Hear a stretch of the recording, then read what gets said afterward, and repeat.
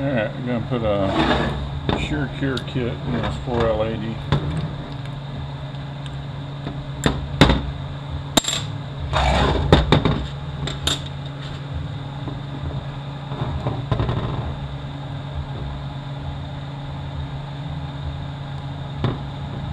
Pull out our mock-up solenoid.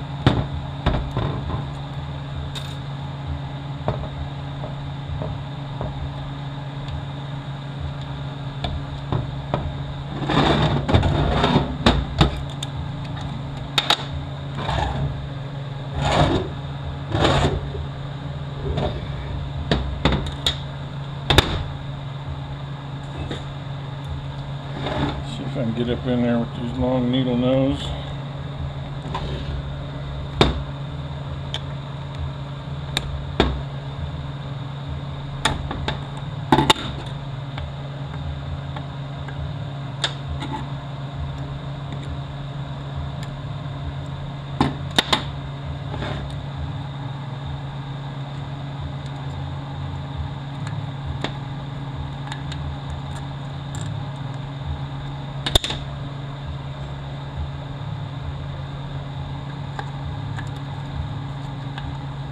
Use the hook of this scribe to push it out.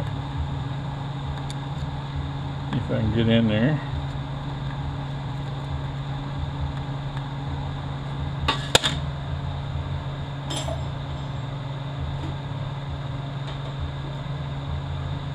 Sometimes it helps to have different sizes so I never throw away the ones that get broke. There's always a use for stuff that you think is broken.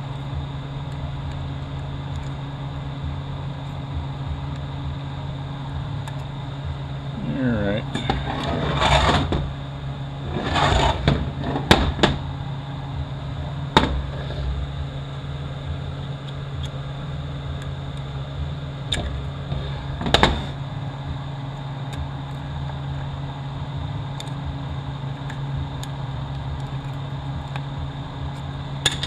It's a metal valve. Let's see if we can get a magnet on it.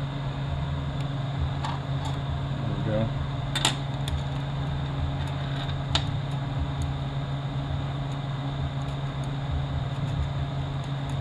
See if we can get our spring out of here.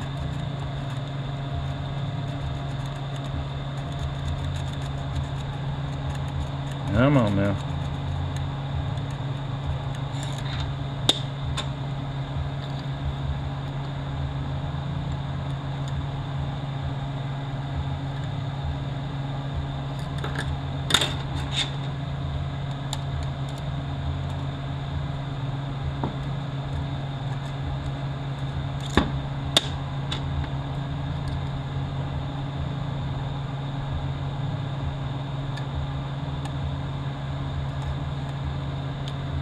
Spring is wanting to be most difficult.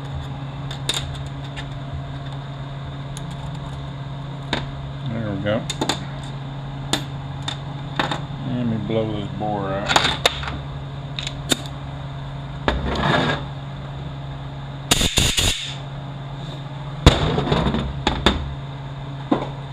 Yeah, it says to use a 15-30 seconds drill bit to kind of chamfer that bore. 464 thousandths. Let's see, I don't know. I don't think I can get that to fit in this drill. No. Maybe we can do it by hand.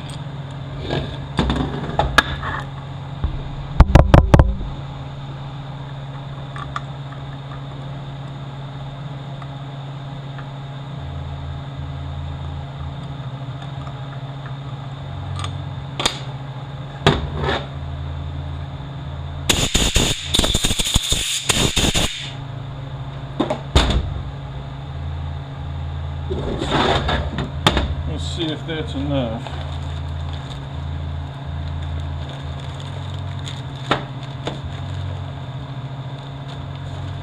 And this is the AFL valve. We're not going to change because I don't have the reamer for it.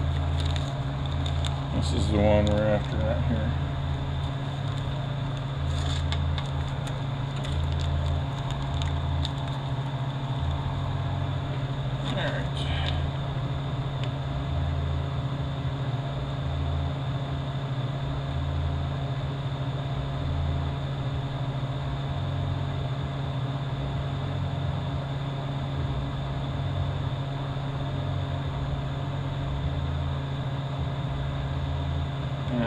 says for normal operation, use the big spring. For heavy duty and towing and stuff, to use this smaller spring. And that may be the route I go, because this truck is pulling a lot of weight all the time. It's got a kind of a scarf cut ring, so they're going to go together like that. I'll put a little grease on here to help keep that in place. Anyway, this truck has got a lot of weight on it. They're using it, looks like, for concrete work, and they're getting it out in the mud, and that's what happened to this one. They got it out in the mud and got it stuck. And since it's pulling all that weight, I think I might go for the firmer lockup and use a smaller spring. Alright, see if that's enough to keep that up in there. If they complain about it, I can always change this.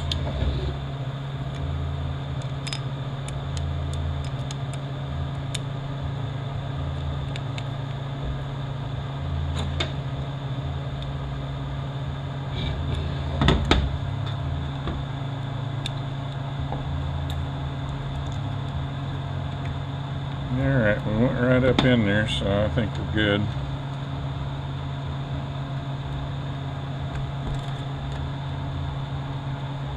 And save this spring in case they come back.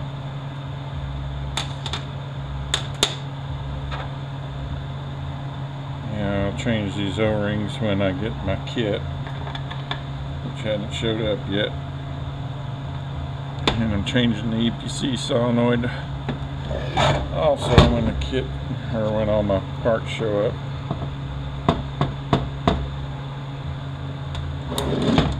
Alright.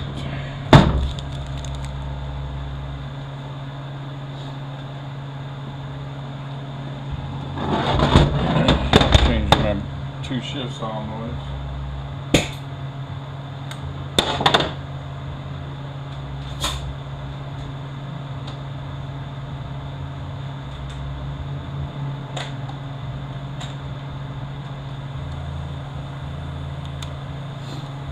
.27 torques on the bolts that hold your solenoids in.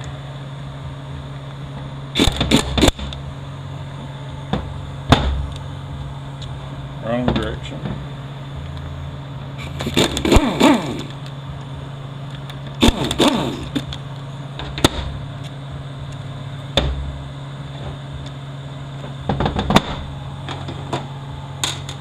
Alright, I'm going to leave my solenoids off until they show up.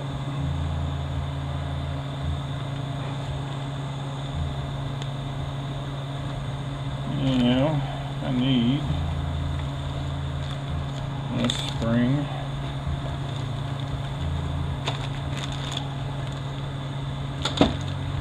and this spring.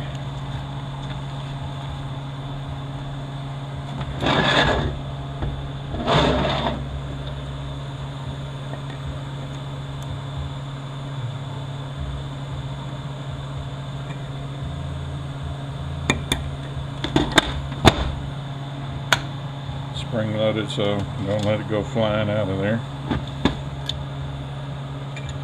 And we're changing the spring in here. So we want the short spring.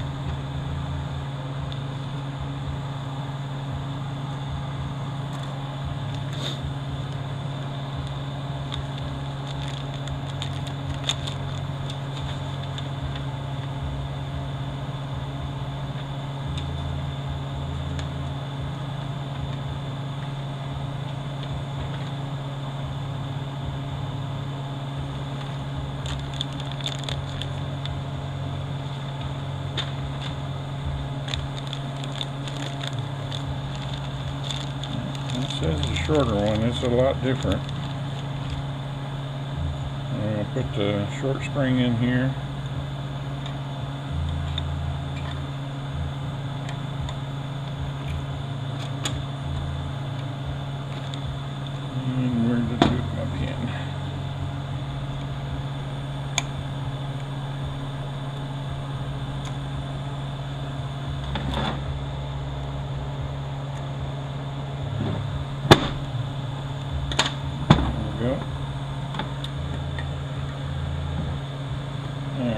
3 shift spring.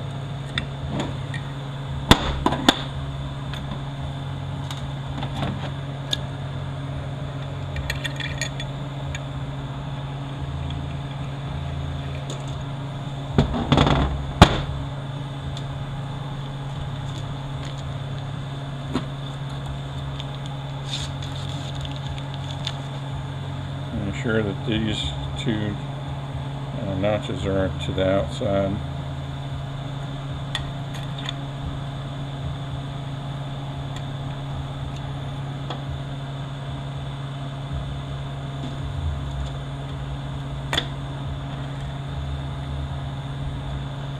Alright, now this little valve right here has an O-ring on the back side of it. Whether you're putting a shear cure kit in or not, you need to replace this O-ring.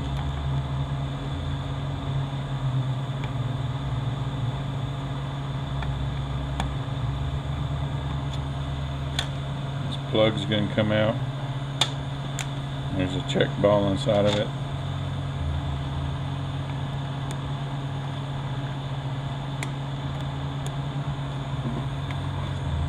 On the back side, come on now,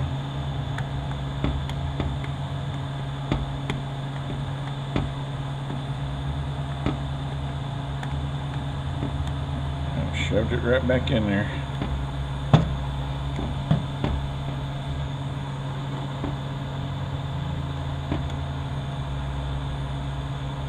Come on now.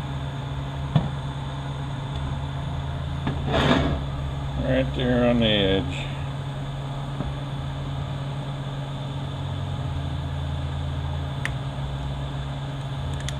Alright, there we go.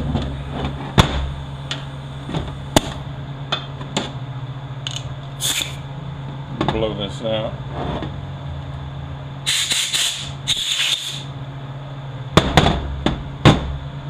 On the back side here is this O-ring. This O-ring comes in a kit.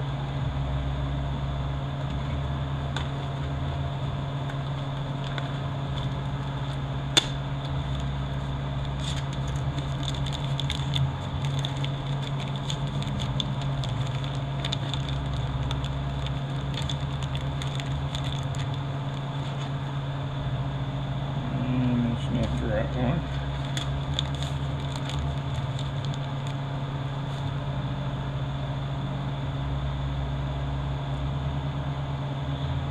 That ain't the right one, so it looks like we're going to have to wait on our kit because they're not in here. So I don't know why they show you replacing them.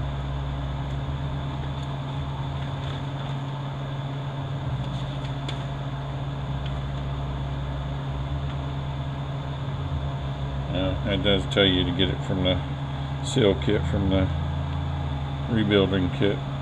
So we're not going to worry about that right now.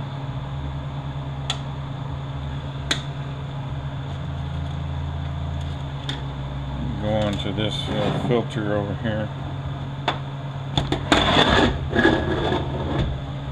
And we're going to need a little drill bit. Push the pin out of here. Sometimes you can do it with the scribe if you have a new enough one that's skinny enough to get up in there. Now this tranny has had a younger shift kit put in it, and normally I don't put two different kits in a unit, but I think we're okay on this one.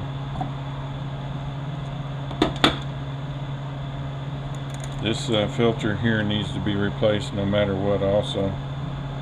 I don't know why they put the O-ring on there.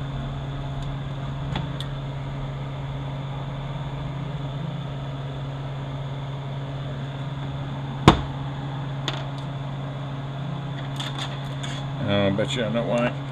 That's what younger has you do. Yeah.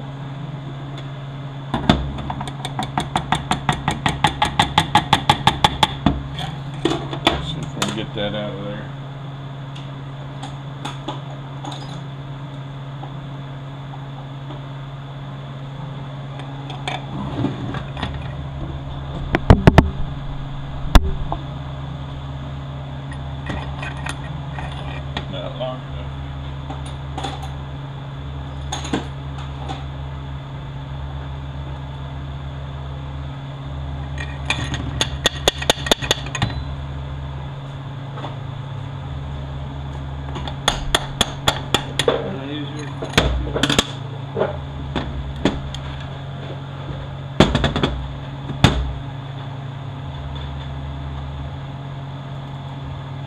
parts, man? I'm tired of it. I'm waiting on that. 2 used transmissions, one that Pioneer and that Lexus Outlaws. And then all the shit inside. Alright, we finally got our stuff. So whether you have this younger stuff or not, you need to replace this filter. If you don't have the younger kit, you got to put an O-ring right there.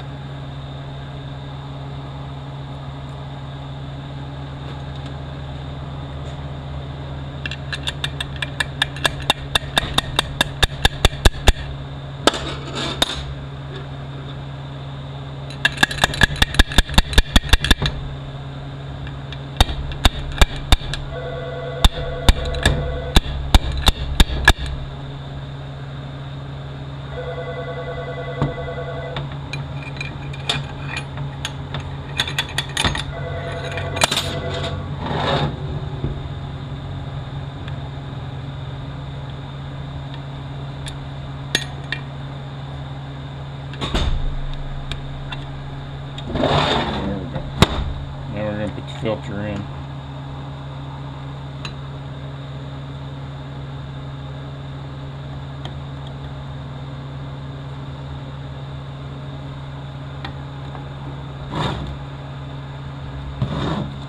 And we're going to put the spring in. And then we're going to put the end plug in.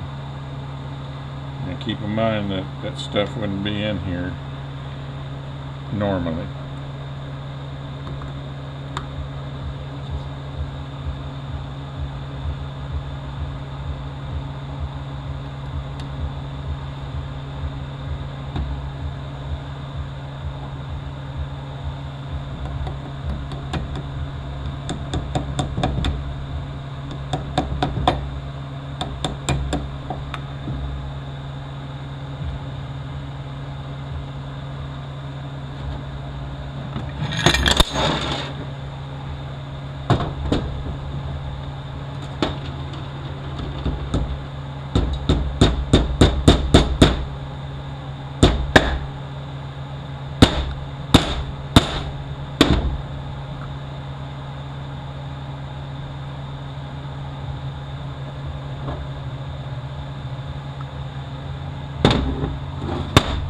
Yeah, it's not wanting to go in. I wonder if there's a difference between the younger filter and the factory one.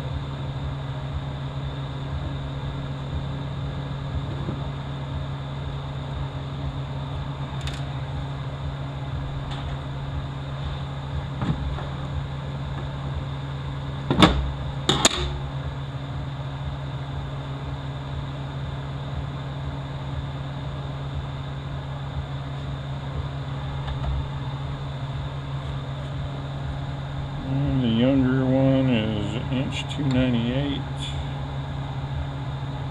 Yeah, not by much though. Only about 21 thousandths. I would think that's enough.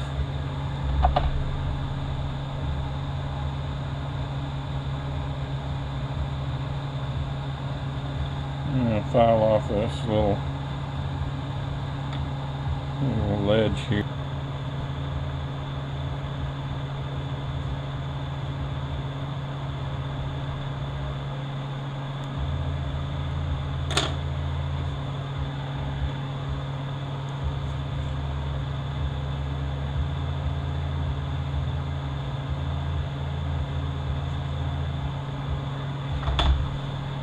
Let's see what this filter does.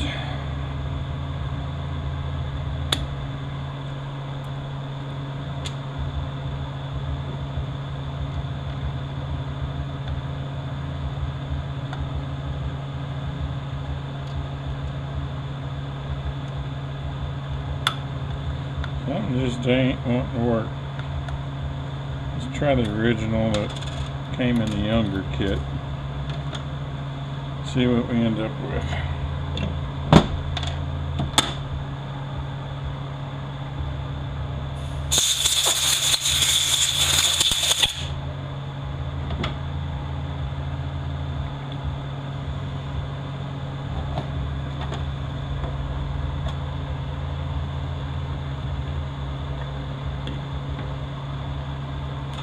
Definitely says back filler, even though it doesn't measure that much different.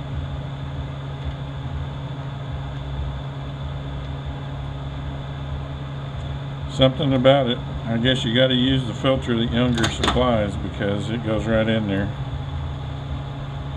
And it doesn't measure hardly anything different, so I'm not sure what the difference is there. But it don't work worth a crap. Still gonna have the Younger one in there, so put the new O-ring on the third reverse capsule here. Like I say, whether you're putting any kind of shift kit in it or not, every rebuild pull this out and take a look at it.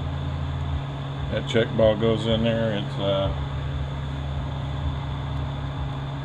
372 thousandths. The roll pin's going to go on the front of it, so it goes all the way up in there.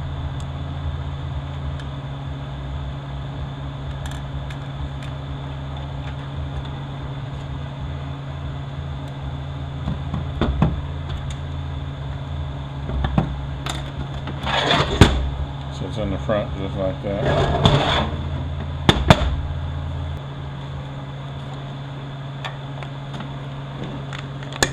Put our shift solenoids in.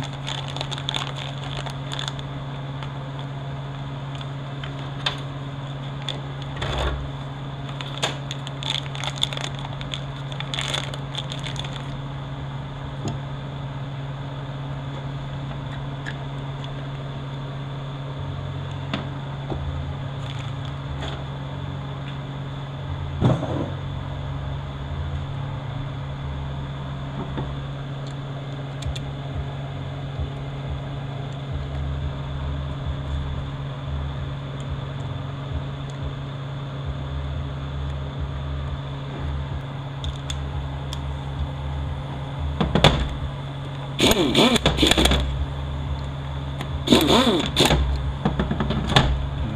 got an O-ring goes on this filter also. Goes right there. 27 torques on our ETC solenoid, replacing that also. There's a difference between the early and the late.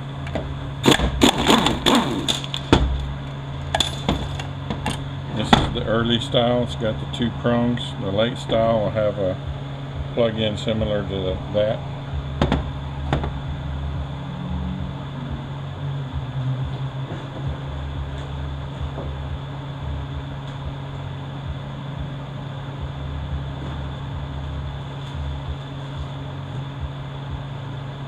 There's a little flat spot right here.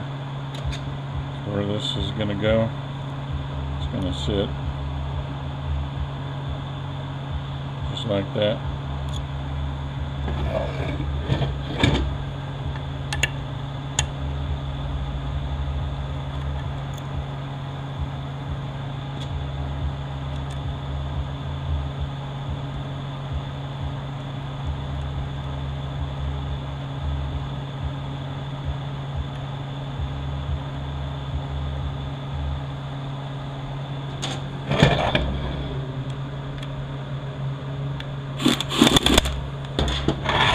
It's in there right, you'll be able to turn it just a little bit.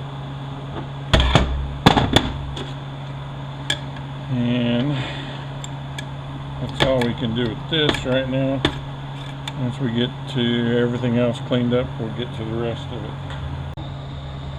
Got a 4L80E. We're going to put a master kit in. This is a kit with pistons and steels and clutches.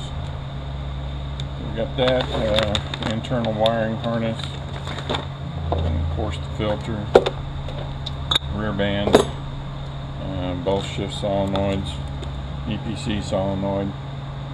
Putting Sonax Shear Cure kit. This is what's left of it that I haven't put in yet. Bushing kit. I've already put all the bushings in. This plug kit in the pump, although it doesn't necessarily have to have it, this is going to make me feel better, and I'll show you why later. What else? Seems like there was something else. Oh, forward and direct drum fully loaded. I think that was it. So we'll get going on this.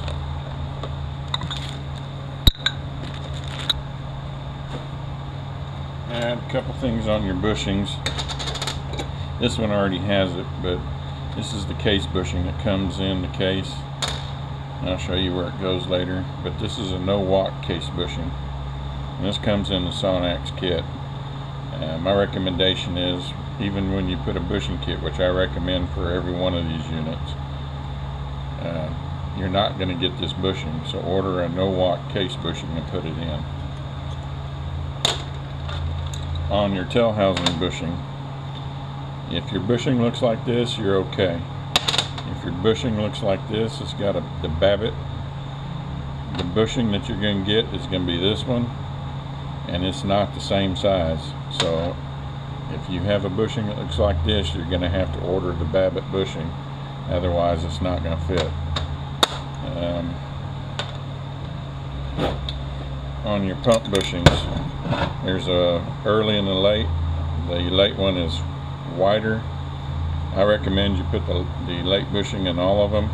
And the early pumps, it's going to stick up just a little bit. You don't want it sticking up back here because you're going to lock your gear down. It's going to stick up just a little bit. That's okay. Don't worry about it because you're going to drill this hole out anyway. This is the drain back hole. It's usually super small, and these units have a tendency to push the front sill out. Always drill that hole to 1/4 inch.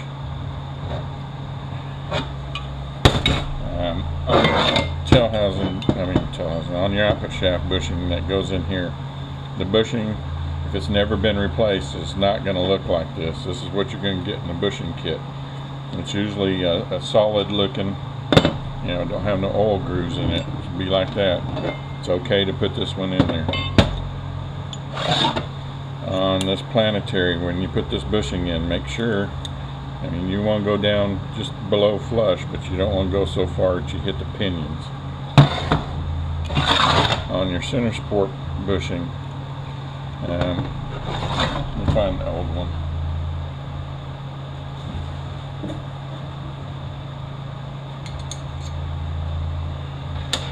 On your center support bushing, you got this hole. It's got to line up, and you got 2 holes here.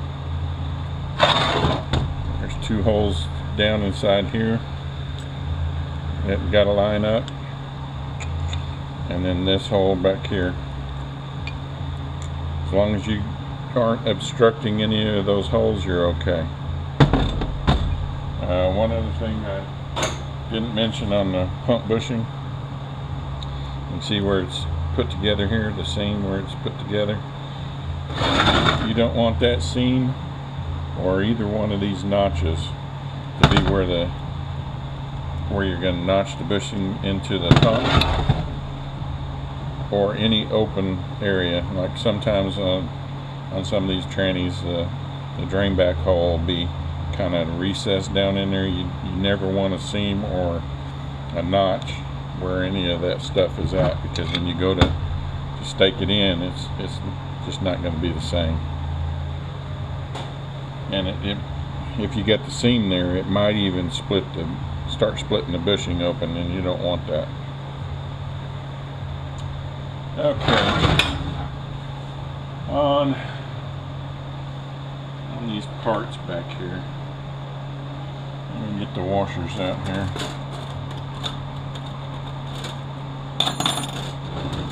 And the bearings. You might as well bring these out here too. We need this. Let's see. What do we need? We need the center support.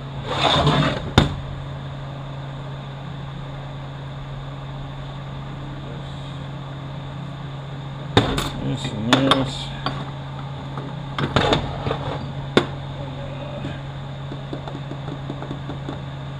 Sun gear.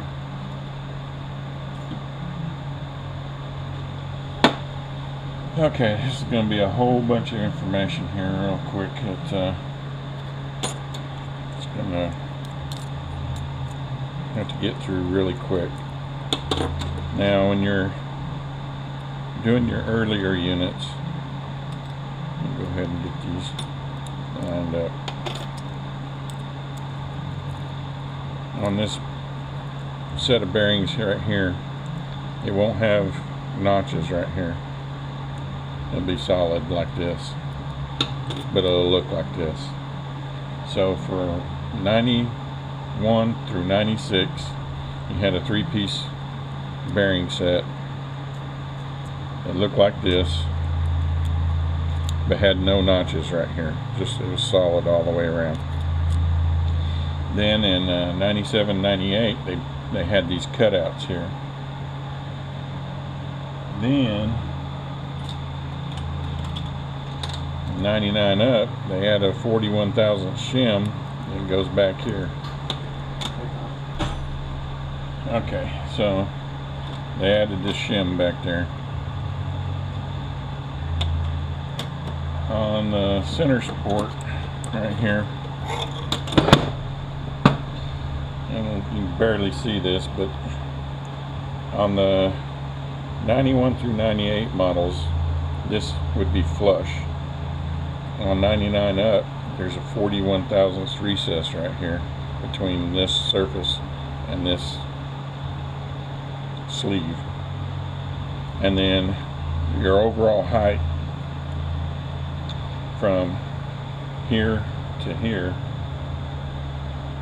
on your 91 through 98 models was 4 inches 220 thousandths. On 99 up, it's 4 inches 170 thousandths. On the sun gear shaft, on the 91 through 96 models, this bushing journal come up to about right there. On 97 through 98, it looked like this, but it was 41 thousandths longer than what this one is. And then 99 up, it's 41 thousandths shorter, and it's got this ID marked in it. On your sun gear, right in this area right here, this from 90 up to 96, this had shallow grooves. 97 up, they were deep grooves. And on their feed hole here, on up to 96, this feed hole was a lot larger, and 97 up, it's a small hole. On your ring gear shaft, the up to 96, it had a lube hole that would be right in this area, and this would be hollow back here up to the lube hole. On 97 and up, they made this solid, got rid of the lube hole. On your ring gear back here, up to 96, there were no lube passages. These lube passages right here. On 97 through 98, it had 4 lube holes and the notched race like we talked about here. And 99 up, it had the 4 lube holes and the 41 thousandths shim. Let's see, I think that's all. On your earlier units, this goes on the back of the output shaft here, and then on the back of your Planet,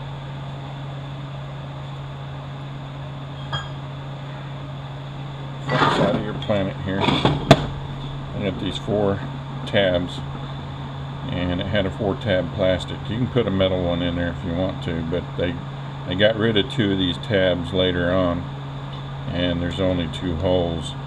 So unless you want to grind some tabs off of your metal washer, you're going to be using a plastic washer. There was some, oh, on the real early Planets, you could use a 400, this Planetary out of a 400, but you have to make sure that these lugs are long, and then you'd have to machine it down and put this reluctor on it, because it didn't have a reluctor. And there's different widths in here. The early Planets had a narrow, and the later Planets it was kind of wide right here. And then I think in the really late Planets it went back to narrow again, if I remember right. I'd have to look that back up. But on your, if you get a Planetary set from anywhere, make damn sure, or you just order this Planetary, make damn sure that this reluctor is on there, because a 4x4 does not use this reluctor, and it won't be on there.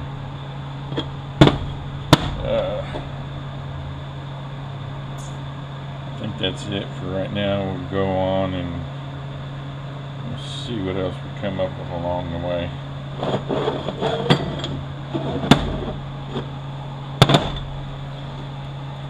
So this 3-piece bearings here, and look on your races in here real close, because they'll start galling up, and you'll see it, and it'll give you some noises before it totally comes apart. That 3-piece bearing goes right there.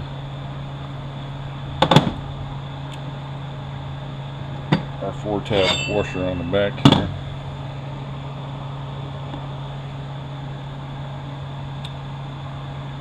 So of course there's different output shafts for what you got.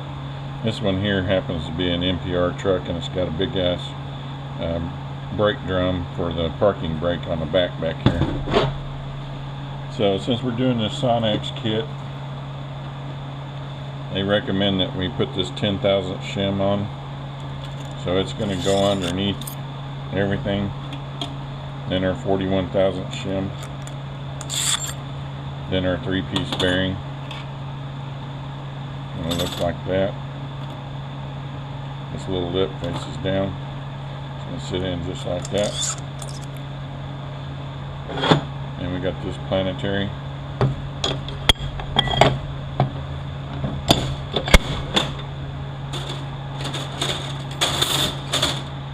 This snap ring.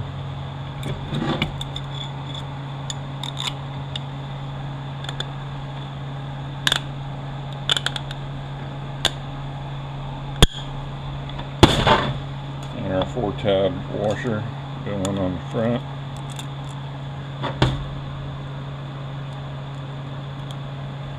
Just like so. And we got this Planetary.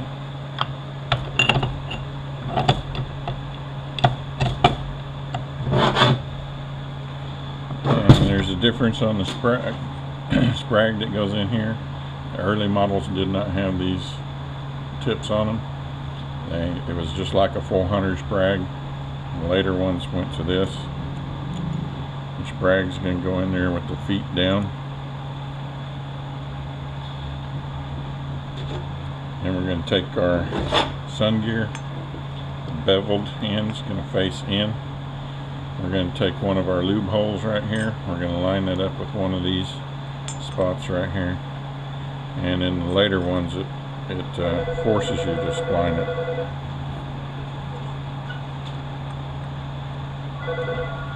Good transmission shop. Hey, what's up, Victor? We give you a 1-year 12,000 mile on the computer side.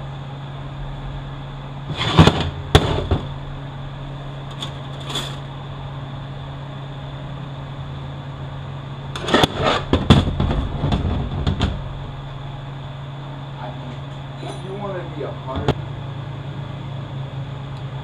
yeah.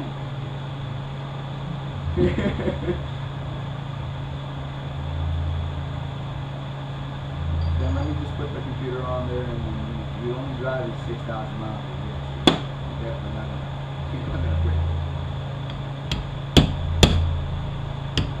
Alright, well, I'll do that.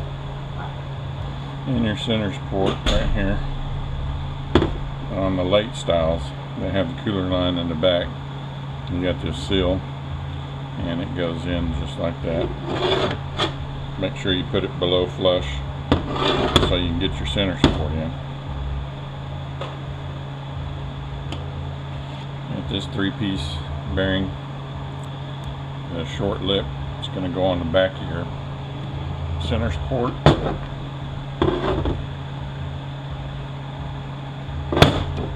Back here. This washer is going to go right there.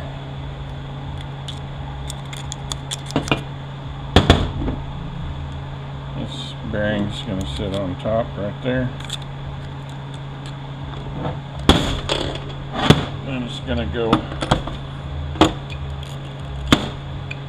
on top like so. It's going to turn counterclockwise, lock clockwise.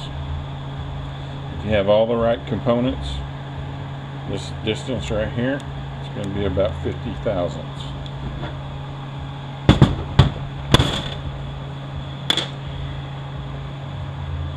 And hopefully you can get all that. That's everything that we just talked about.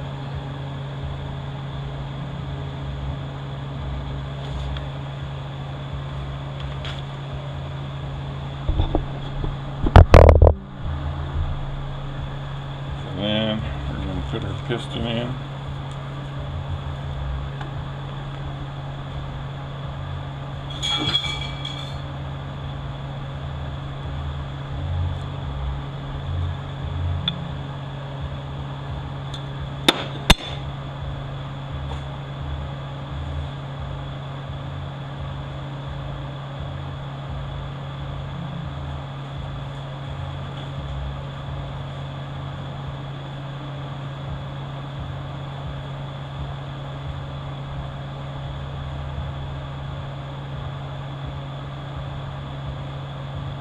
Okay, and you got 2 lip seals in here that look almost identical, same size. One's got an outer lip, one's got an inner lip. The inner lip goes on here, and the lip's going to be facing towards you.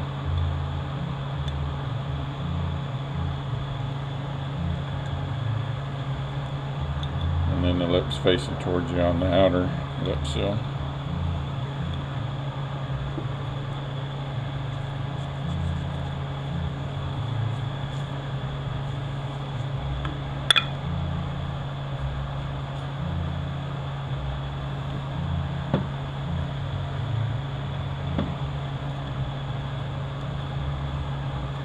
I'm using Transgel Gold for the lip seals and Dr. Tranny Green for the holding the bearings and washers in place.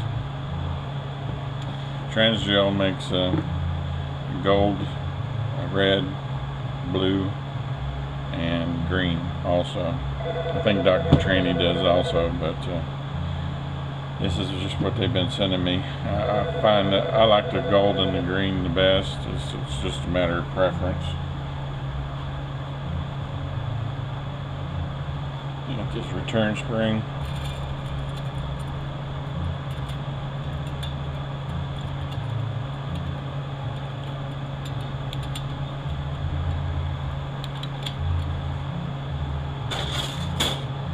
This is the snap ring that holds it on. Put the taper of the tips up. It really doesn't matter too much on this one. But on some of these drums it does. This one here, I'll just take out with the screwdriver. I just get on the one side of it, push it off. But it say you can use either one. I've used the Vespels. I used to use the solid ones and resize them, but I like these the best, it seems like. And this unit got really hot, so these kind of melted together.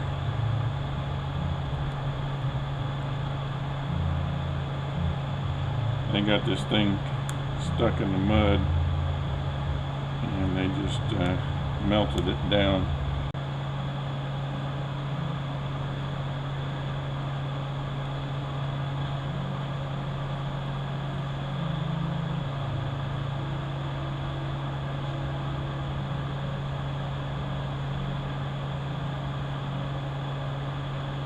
can find the seam, it makes it easier.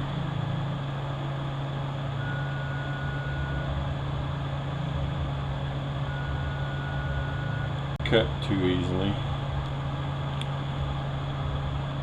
as far as cutting, but now if you bend them open too far, you can, they'll snap, but sometimes they won't snap. They'll just lose their tension and they won't seal properly after that. So you only want to open these up when you're putting them on.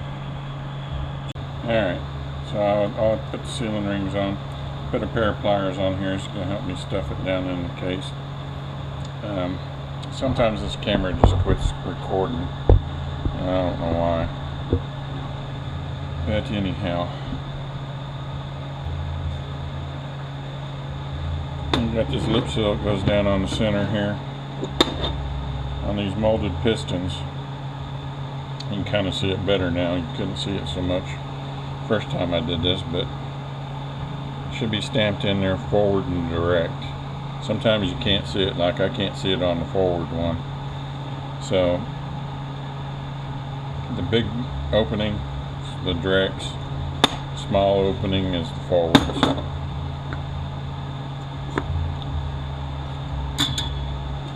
And you got your snap ring. You look at the taper of the tips. There's a wide opening and a narrow opening. You want the taper up.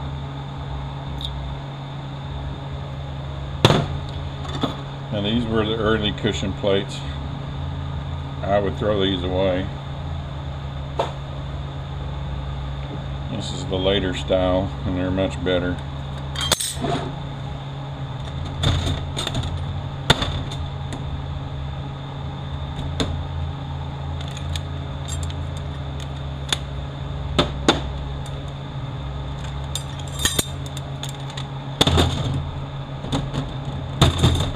Our drum clutches.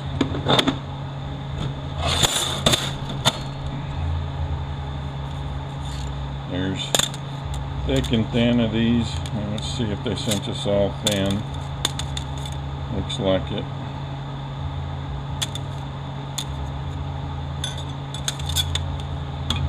So we'll see how our clearance comes out. You have this area. Just match all these up with all the steels in the same spot.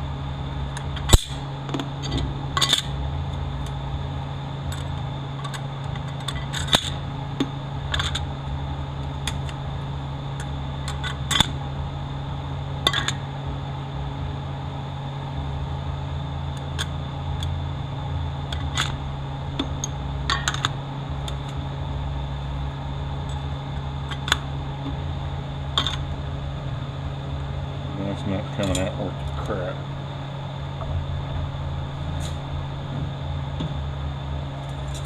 Let's see what we got here.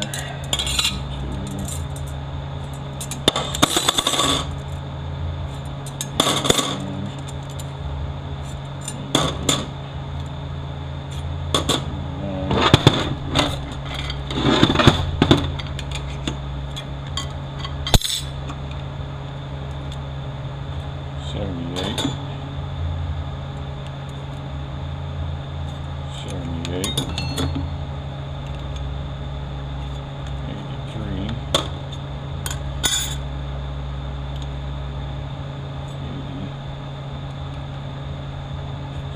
77. Alright, we're going to use these thicker ones in our directs.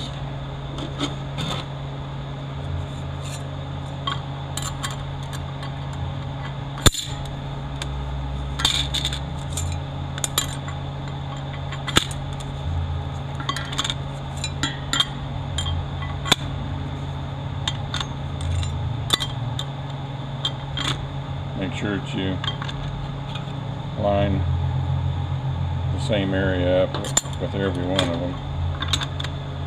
Yeah, it looks pretty close. As long as we get pretty close to the bottom of that, where the pressure plate sits, we should be pretty good. We may have to go with some of these thicker ones here. See how much thicker they are.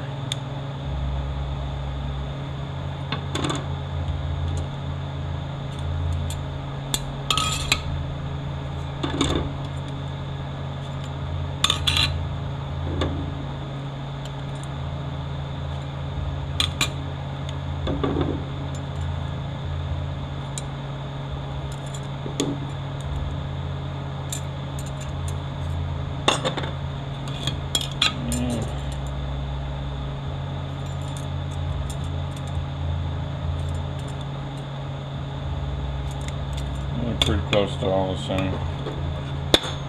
Just gonna have to call that good.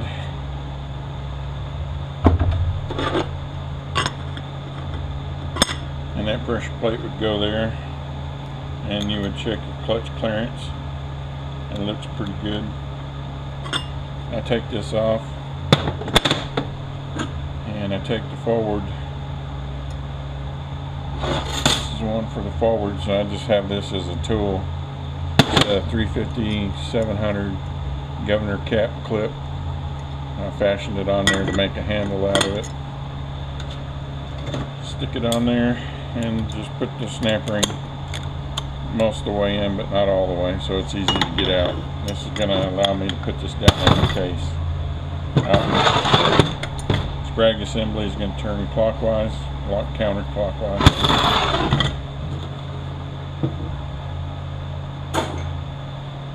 Now normally on the forward drum with the molded pistons, which was what this one had, this inner one would be a molded piston also. It's pressed in there.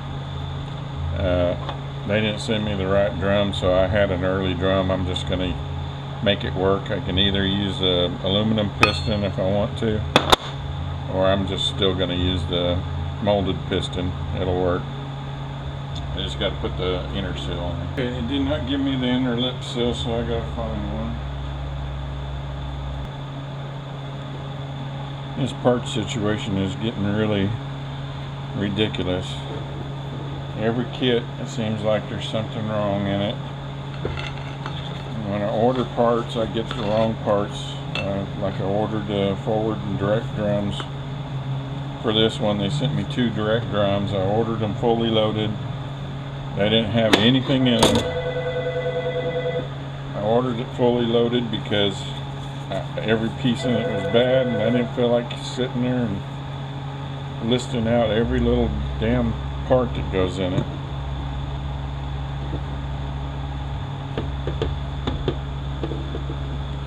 Kind of like going to the burger place now. You can't even get your damn hamburger made properly.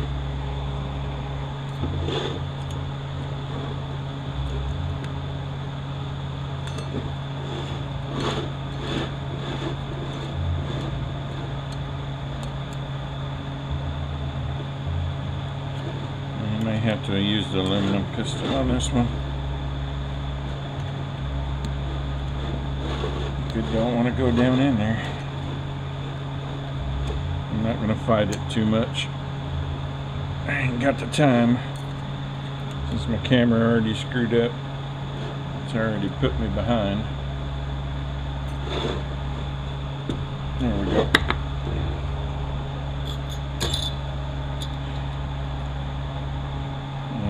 Putting the taper of our tips up again.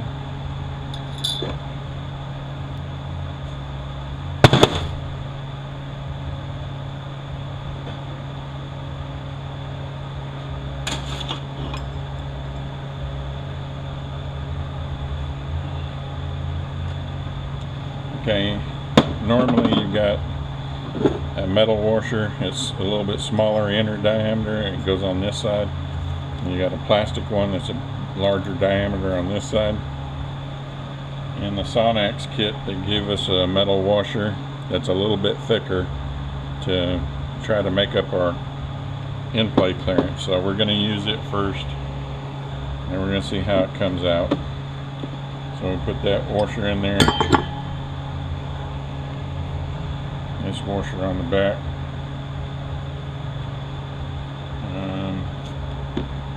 Cushion plate, this one here,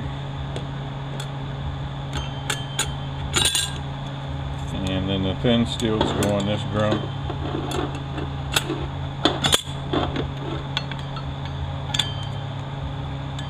Keeping these lined up again.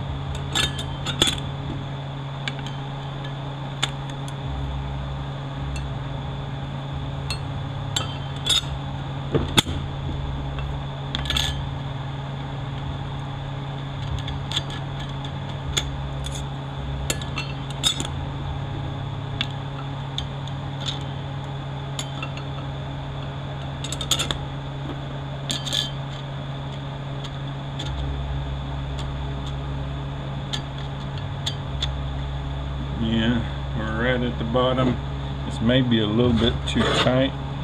I'm going to use the direct pressure plate because it's easier to get in there. I'm going to take this hub back out. I don't have to put the snap ring in. All I got to do is push down, and I can see I got too much tension. It's going to be too tight once I get this snap ring in there. And we'll just go ahead and stick it in. We'll show you. And I can't even get the snap ring in. So there's one of two problems here. Either this cushion plate ain't right,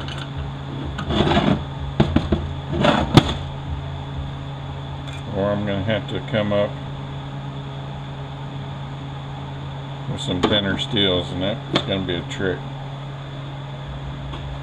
What I might do is use that cushion plate out of the direct drum. The clearance is a little bit loose on that one.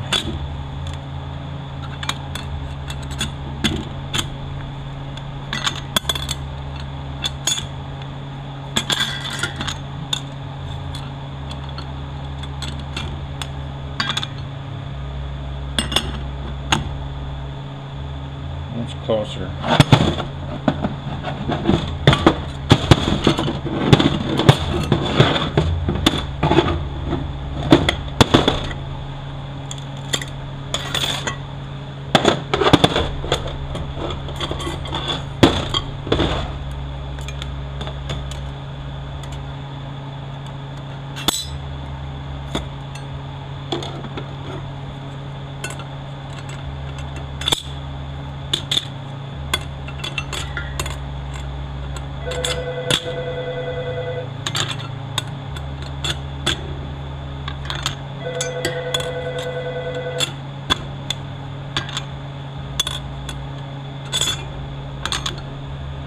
That looks a lot better. It even sounded better.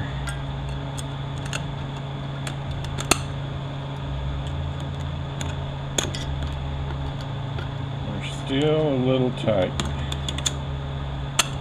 Let's see if I can get in there with our forward pressure plate.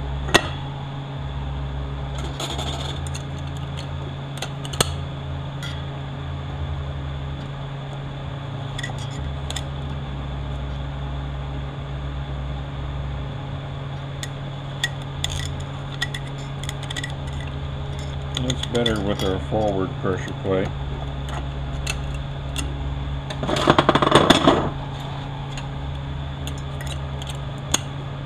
I think I'm just gonna have to go with it.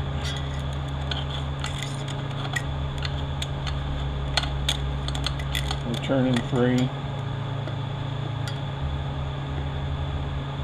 It's a tad bit on the tight side, but I'm gonna have to go with it.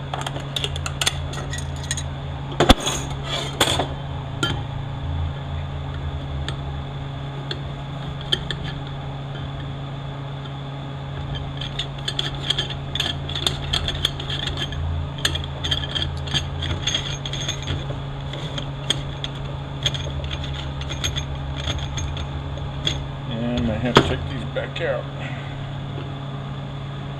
Get this back down in there.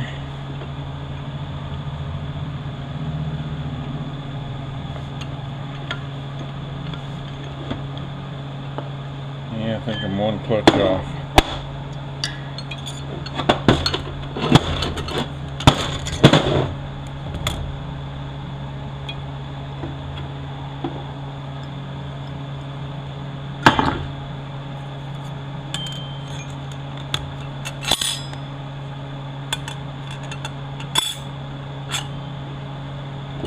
I'm on. Quit fighting me.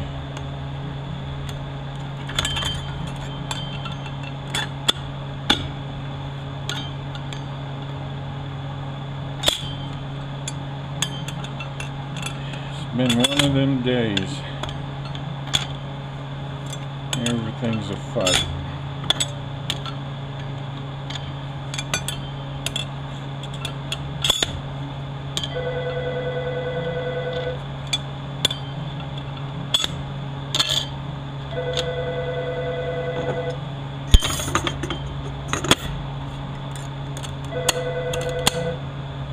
See how easily we turn.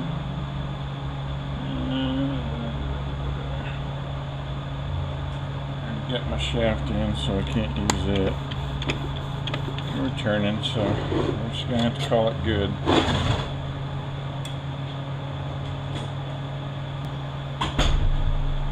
I'm gonna use this cushion plate and help get clearance tighter in this drum, since it was a little bit loose.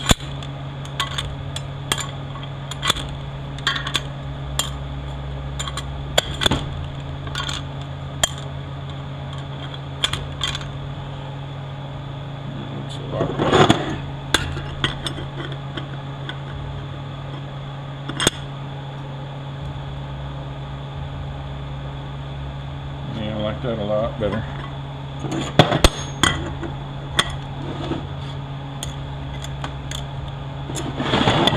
Alright.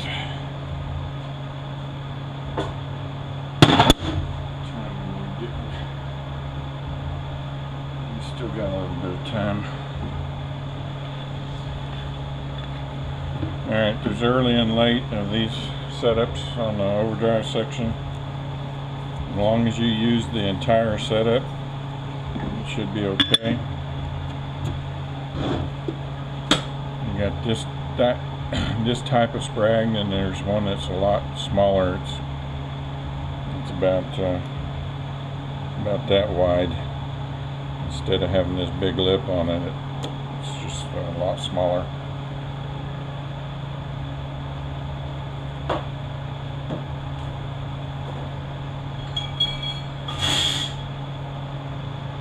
This is our return spring for it.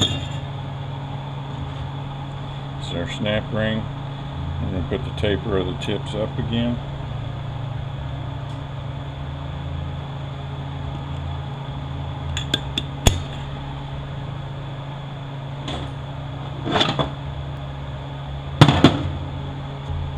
Put our sprag in with the base down. Now if this was a smaller one, you would still have these little notches in there, but they'd be very faint. They wouldn't be easy to see, and they just face the same direction.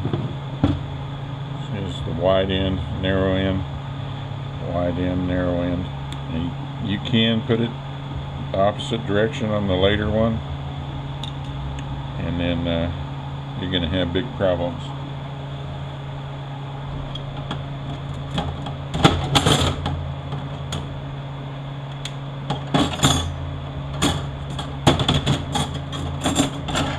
Okay, these later steels have holes in them. That means they're turbulated. Don't remember why they did that. It's supposed to be better for some reason, so you can use them, not use them, it doesn't really matter. And once you get your sprag in there, you're going to want to turn it so it doesn't come back up.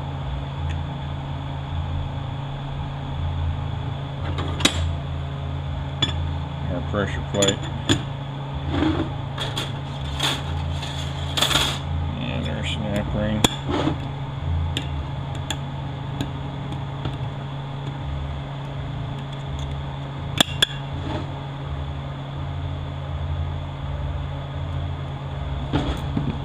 Overdrive Planet.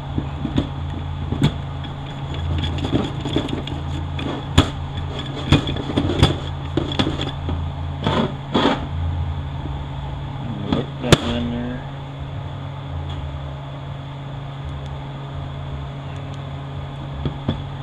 Make sure we're all the way down. I don't think we're quite there.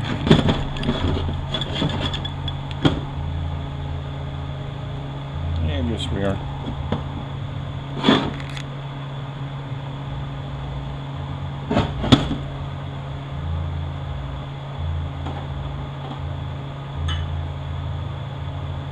Now these sealing rings on here, these are solid.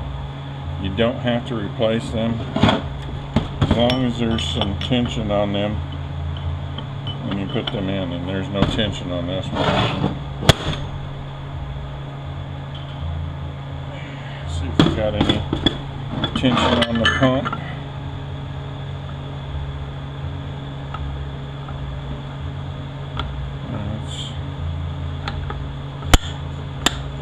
It's all tension from the bushing, so I don't normally change these, but I'm gonna change them on this one. And I don't have the tool for it, so I'll show you how I do it. Let's cut them off.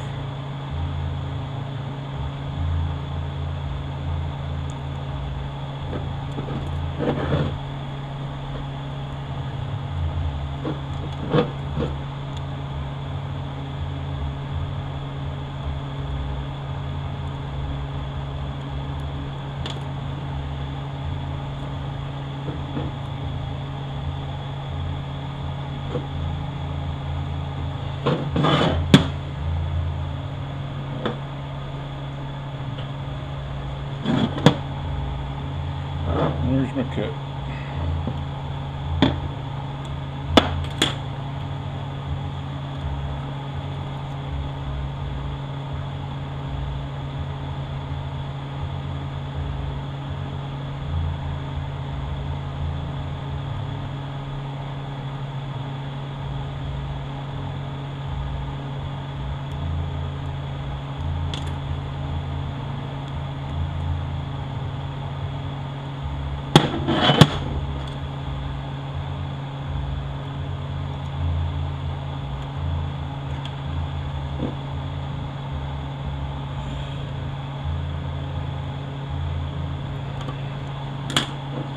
Alright, got them off.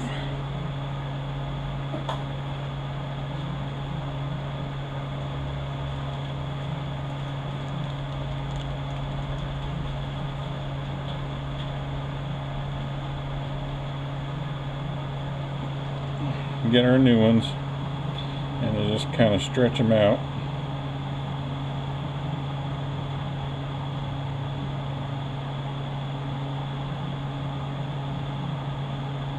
Until I can get it over.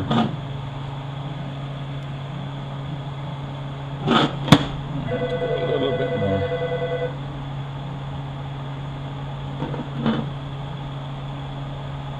And the last one, you don't have to stretch out near as much as the first one.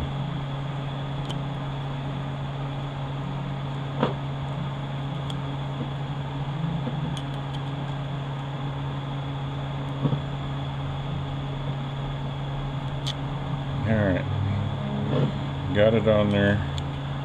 It's kind of twisted. Make sure it's not twisted. And just kind of force it back down into the groove till you get it somewhat close.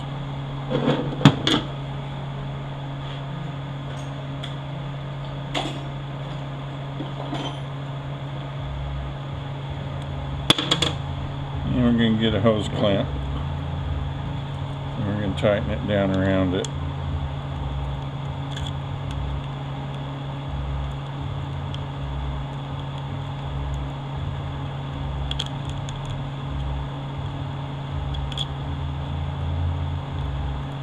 We're going to have our drum ready.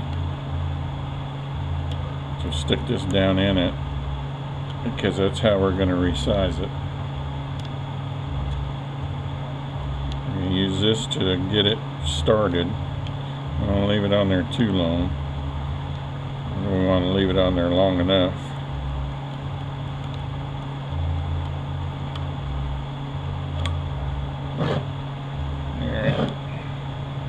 I think we're pretty good there. Go ahead and get my drum ready. And then I'm going to put the one on the end.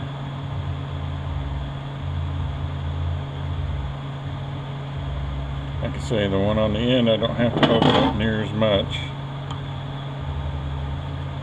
because I don't have to go down very far.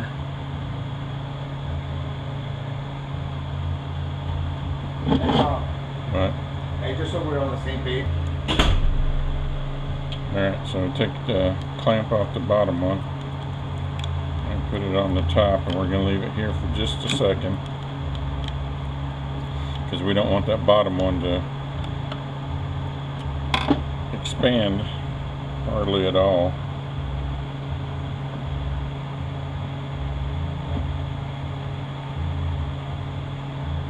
So give it just a second, it'll be on there. We'll take that off, put some lube on it, and shove it down into the drum where it goes. There we go, and we're going to let that resize to the drum. And we're going to do the ones that go up into the pump. We're going to do it the same way.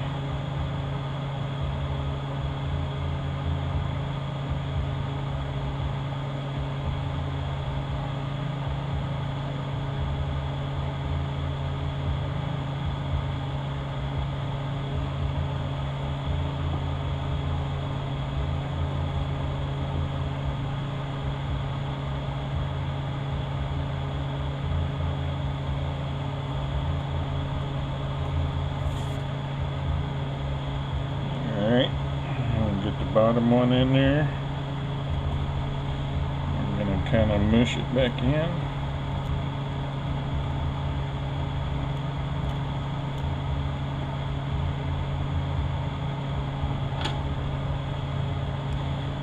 Put our hose clamp. This one may be too big.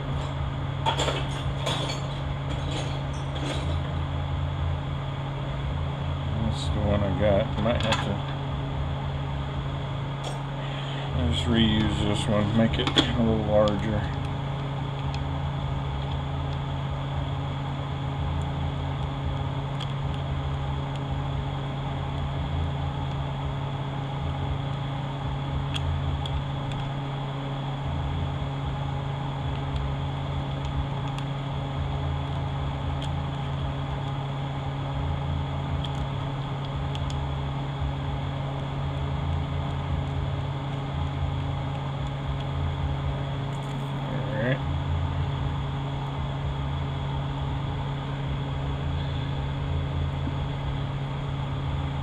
Kind of watch it and make sure that it's going back into the groove and not just smashing it.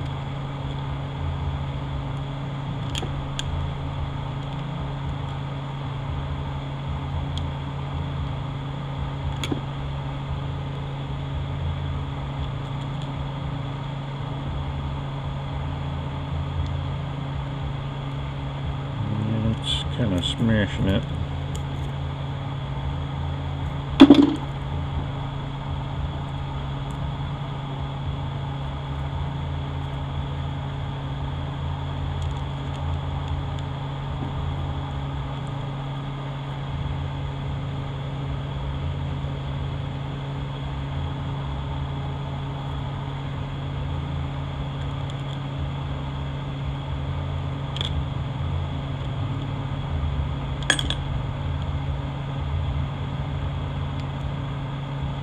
You want to do this by hand and not with a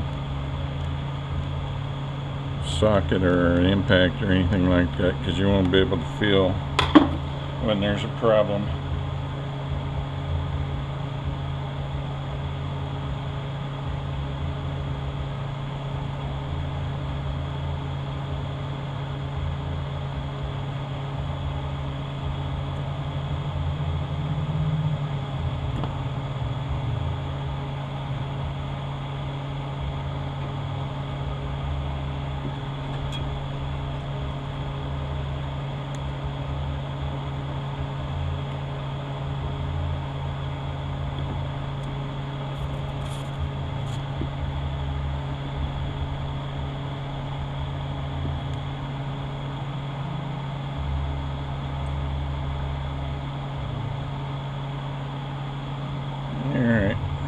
Get this one kind of mushed in there.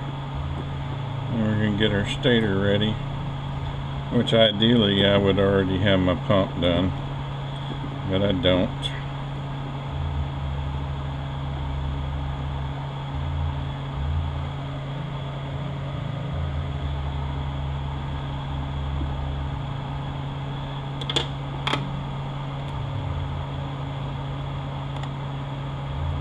Take this off and put it on the top.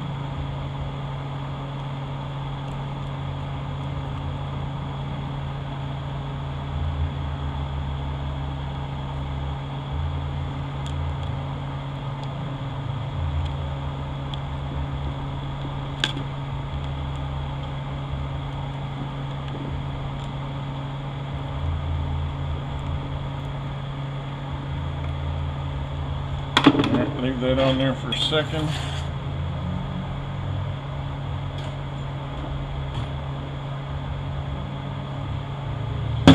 Get my stator ready. I'm going to take this off. Throw some lube on there. Kind of center them.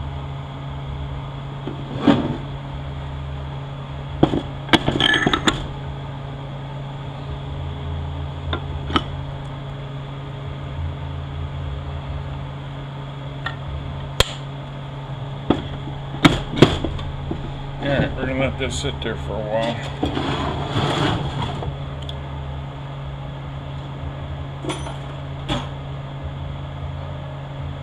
We'll go on to other things.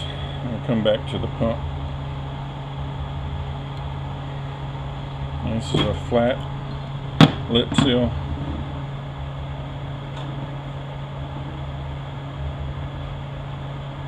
A reverse servo.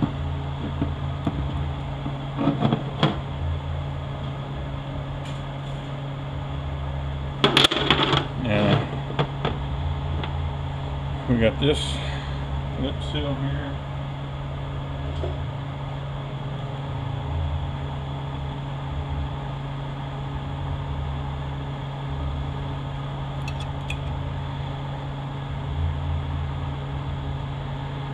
One in here. These two larger ones. This one has a single one. This one has two.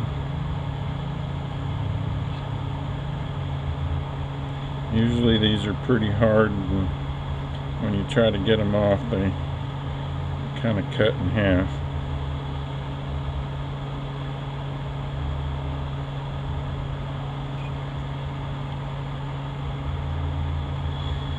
And on these two out here and this one, they're real close to each other. Okay, if you look,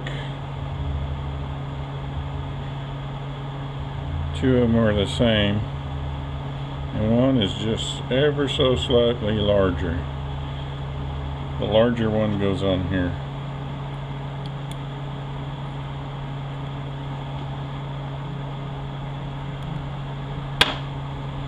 And the other two go on here. Just make sure that you're not rolled when you get it in the groove.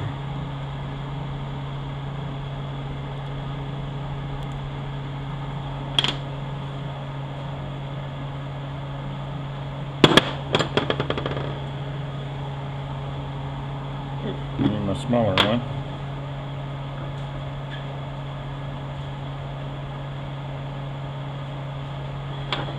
Here's the small one. This one's easy to roll and kind of hard to get back in the groove once you roll it. There we go.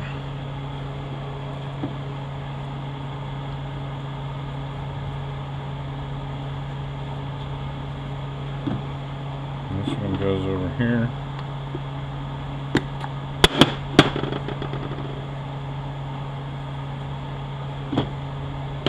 This one goes over here.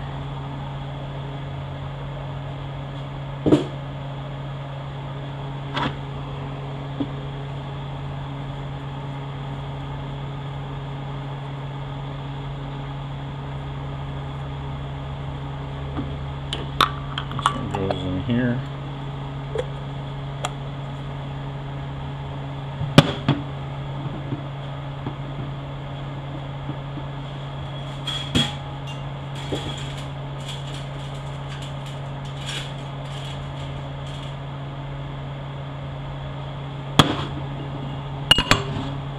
Alright, we got 3 springs in here. These 2 go on the accumulator. This one is the 1-2 accumulator spring that goes in here.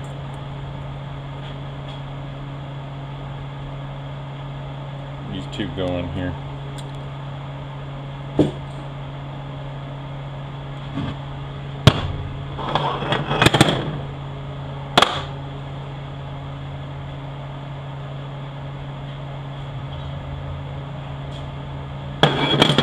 Now I do have the tool for this. It only works really well on the early ones. On the later ones it seems like they changed the dimensions and I can't use one part of it.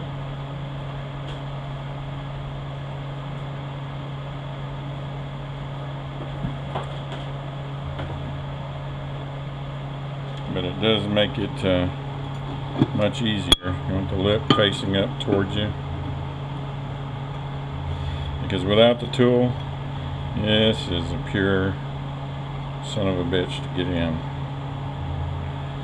You will probably cut it, and you will probably be cussing by the time you're done. Alright, the lip's going to face up towards you.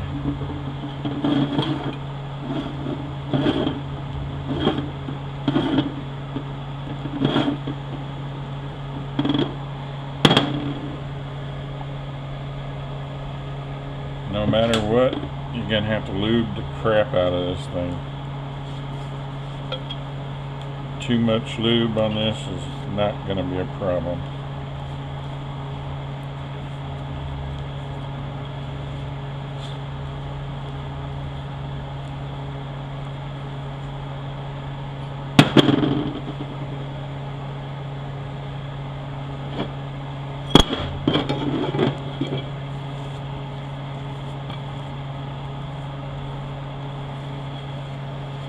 And if you get crappy lip seals from some of these kits that they got out there, Transtech is my preferred kit.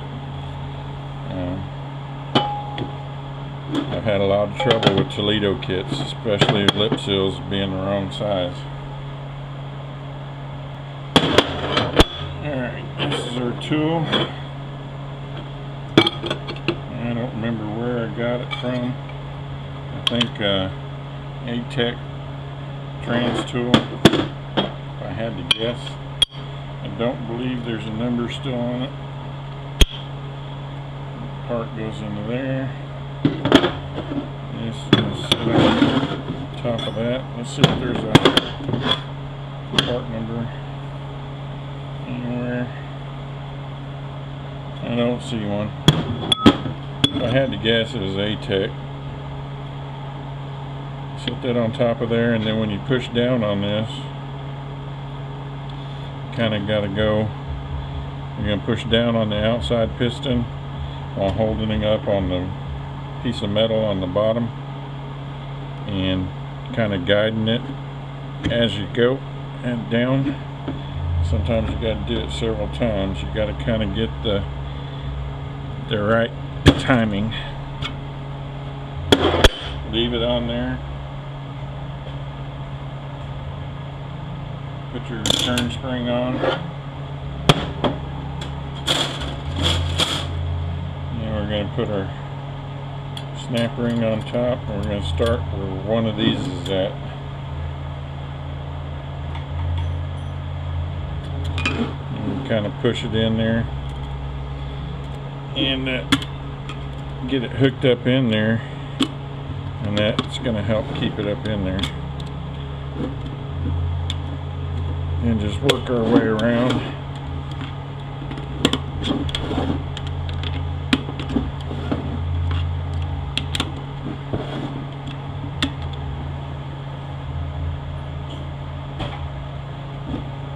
Now we can take it off the tool. Now, like I said, the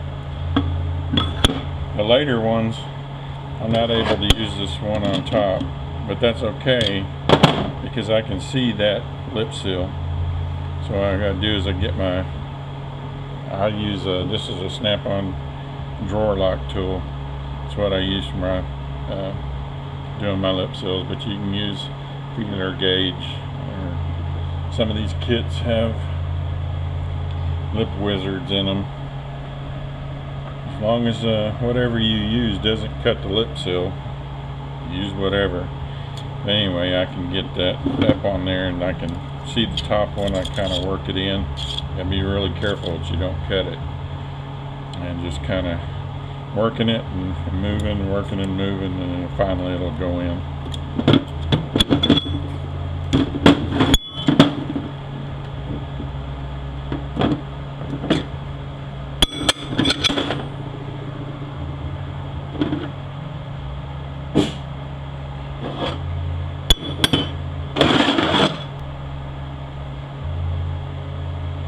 Close enough to lunch.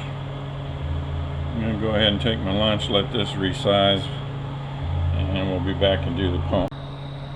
Alright, so now that we're all resized, we'll put our shaft in.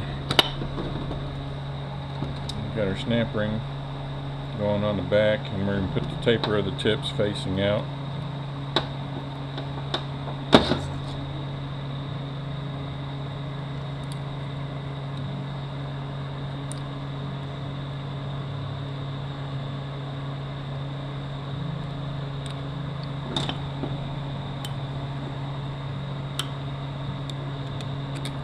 There we go. I'm going to set this back on the forward drum so these stay sized, and then right before I go to assembly I'm going to try the pump on the front again and make sure that those are sized properly. Our pump. I use 3M weather strip adhesive. You can use Indian head gasket sealer, whatever you want to do to put on the seal to seal it.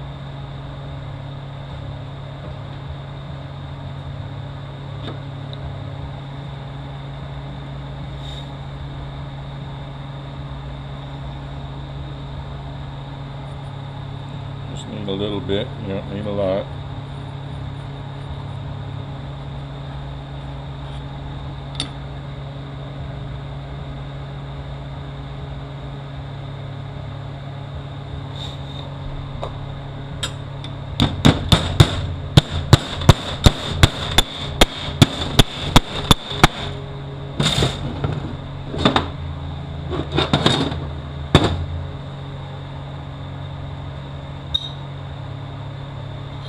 On your pump gears, you'll notice that there's a bevel and then there's a square cut side. The bevel side faces down. Square cut side faces up.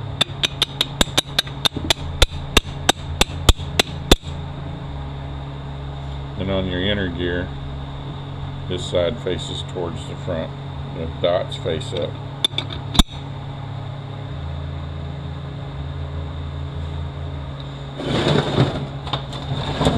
Now, the kit says to pull these, let's see which plugs we got here.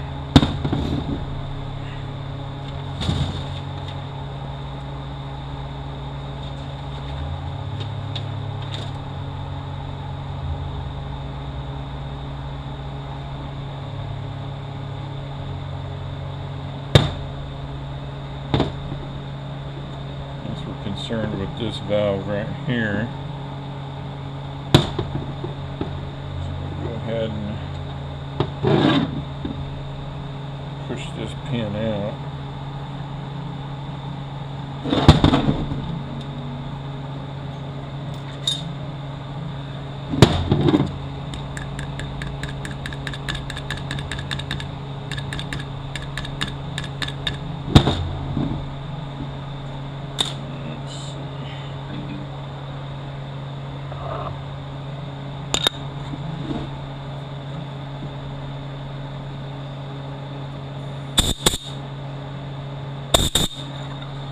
It's not going to work.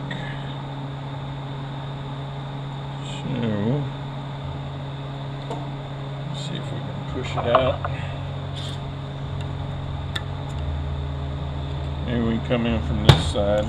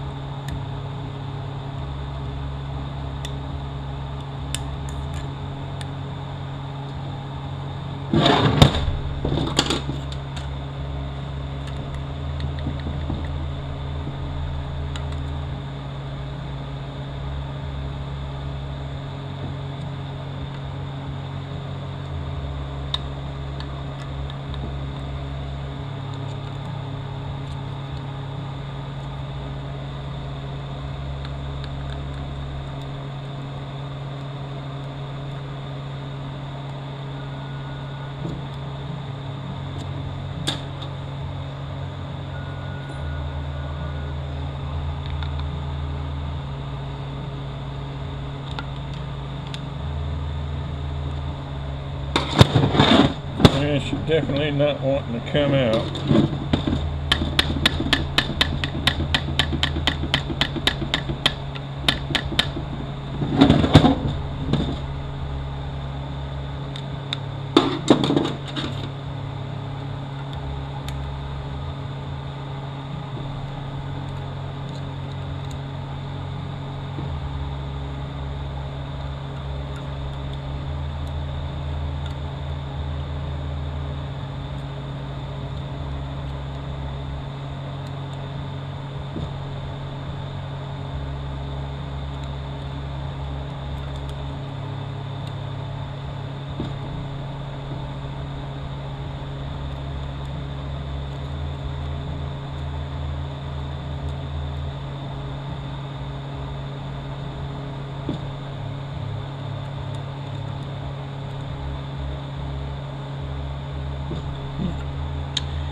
I may skip this if it's not going to come out.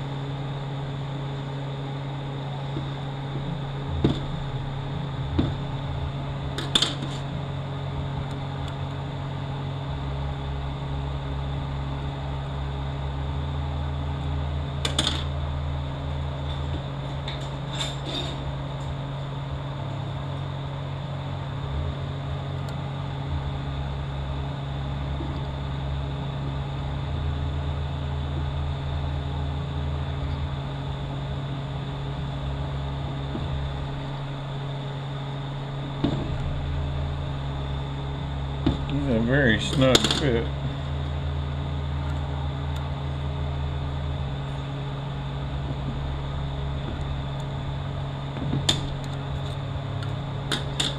There we go. Now,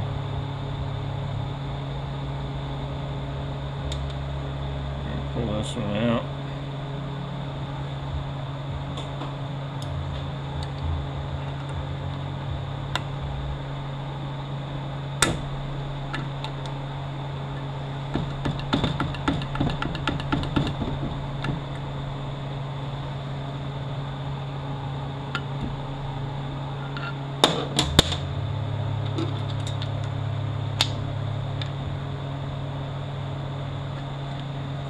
See if we can push it out the other side.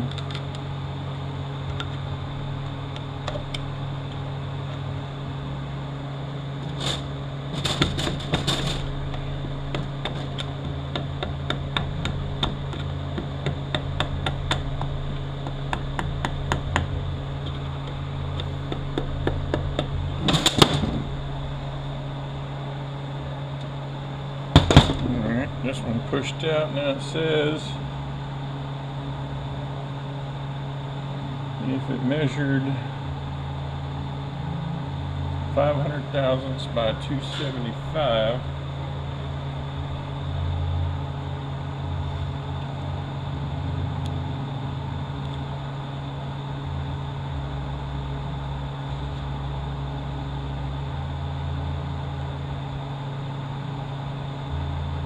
don't measure either one, no matter where I measure.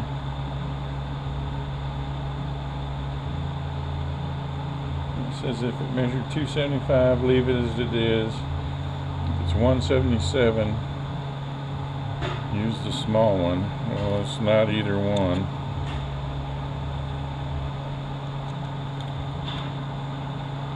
It's not 177,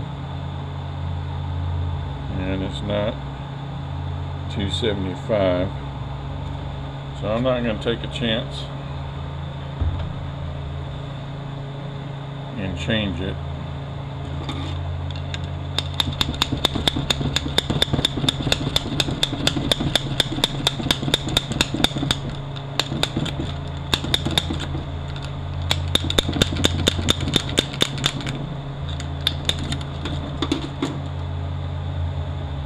I'm going to go clean out this bore and go polish on this valve.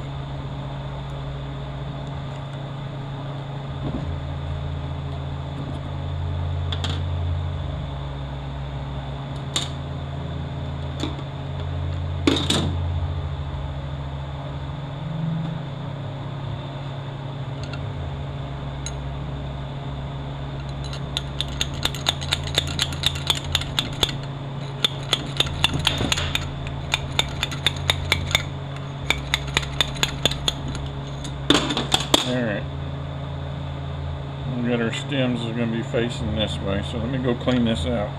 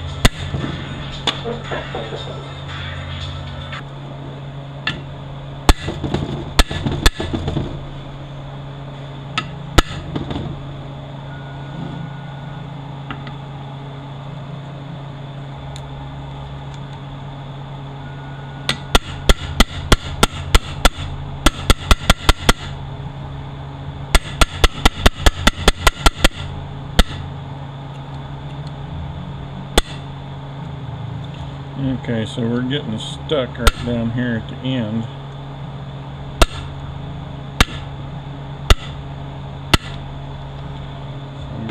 pull this back out. Figure out what we got going on down here.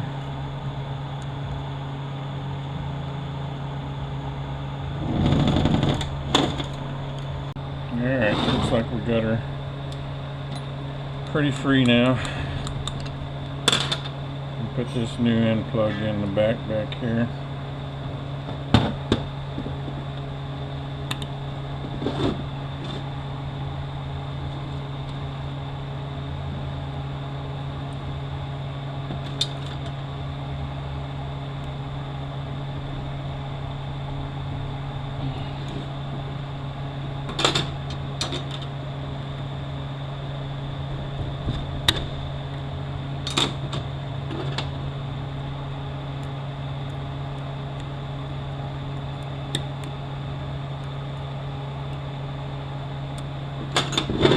We're in there. And make sure that this other valve is working nice and good. Now, this valve comes in the kit, but I'm not going to replace it because it's already been replaced. Pretty recent, but every rebuild that I do, I put a Sonax boost valve in it. Somebody's already done it. Let me show you what's in here. Got your boost valve. Well, I don't know, I might replace it. It's pretty worn.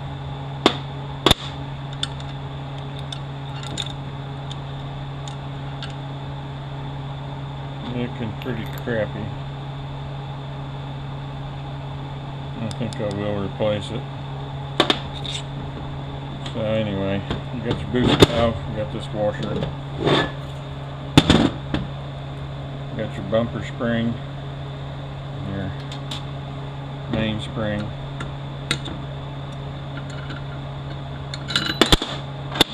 main valve,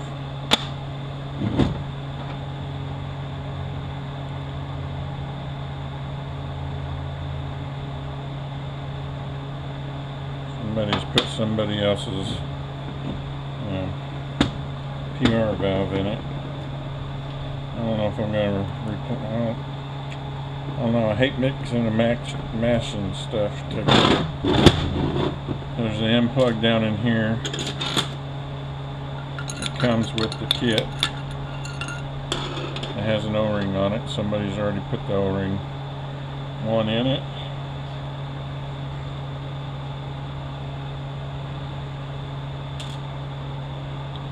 Go ahead and put a new one on it because it's got the new O-ring.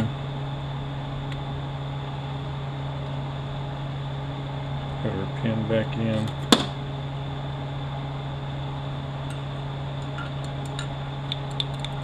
And go polish up this valve a little bit. Go ahead and give it some slickum. Valve goes in with this end up, this end down.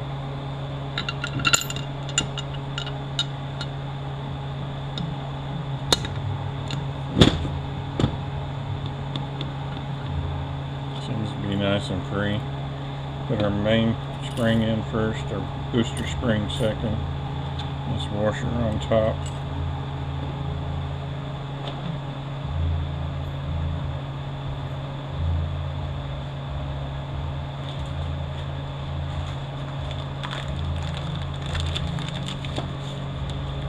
Let me see what this looks like.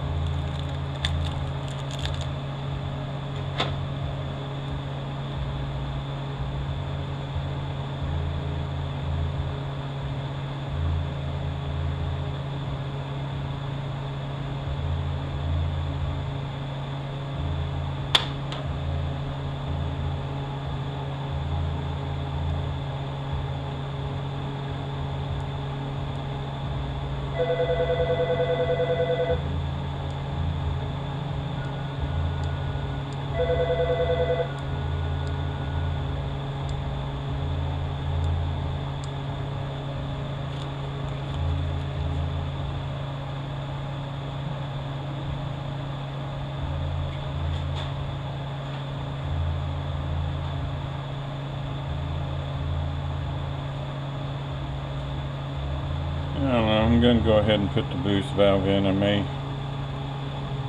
regret it. I'm going to put a little grease to keep it up in there. A little grease on the O-rings.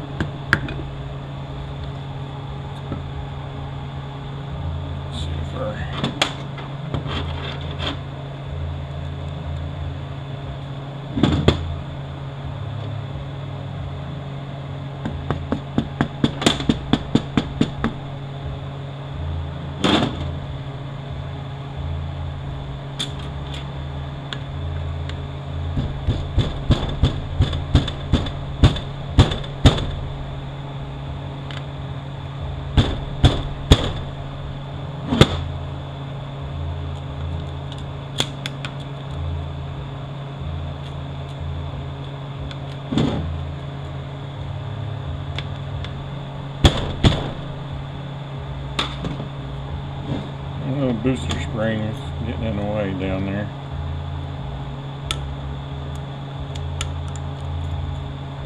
Come on now.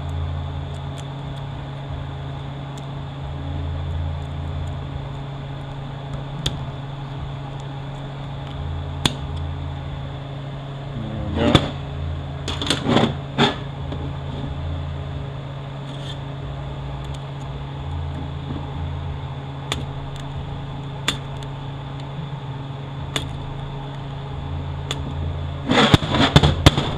Alright.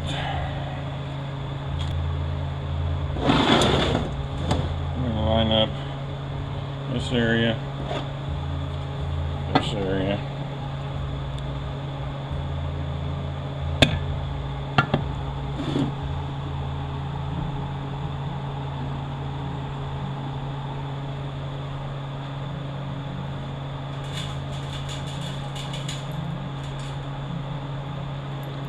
Our pump bolts. Later ones have this little plate that goes in here, goes in this hole right here. Oh shoot, we got one other thing to do before we do this. We're gonna plug this hole off right here. This is an early pump, and this is a midway case. So I'm gonna plug this so I don't have to worry about my lube oil exhausting. Even though it's got a spot in the case where to block it, I don't want to take a chance on losing lube oil right there. So we got these cut plugs, this kit, Superior kit, that's Transtar's number A34509K.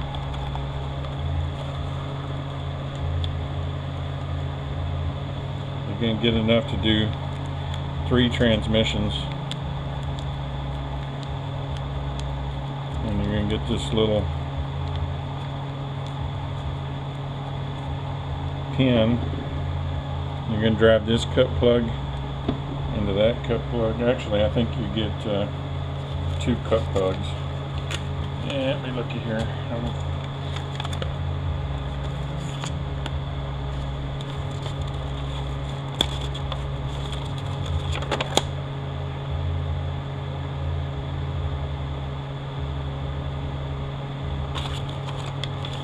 And you're going to knock this plug out.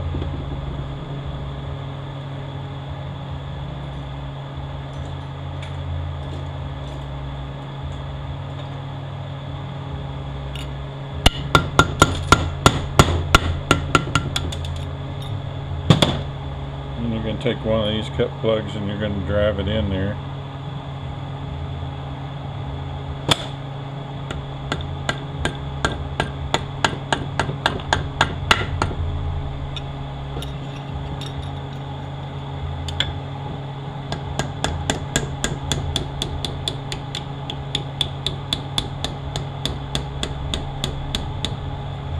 Drive that cut plug in there, and then you're going to put this pin in.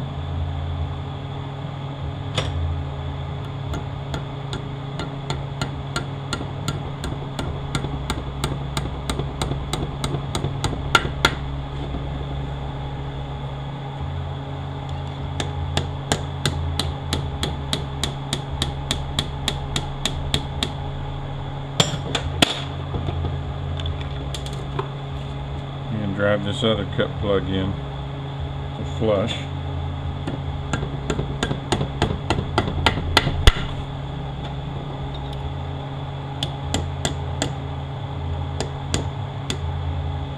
Hopefully I didn't go too far.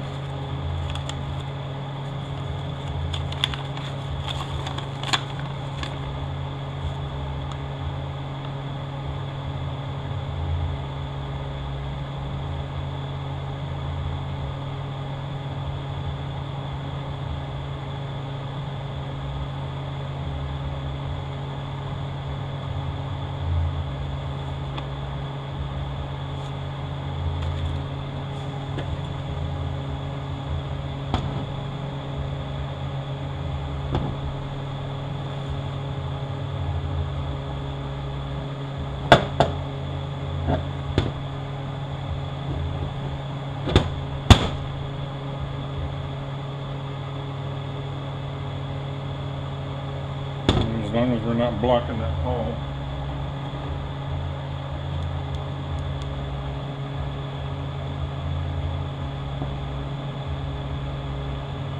We're okay.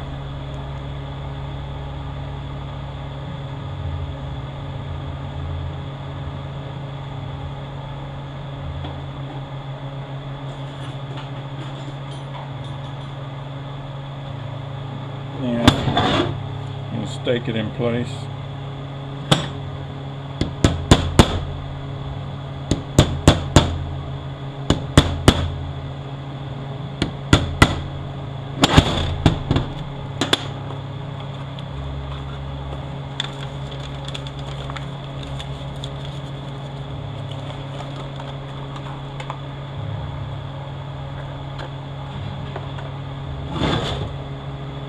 Alright.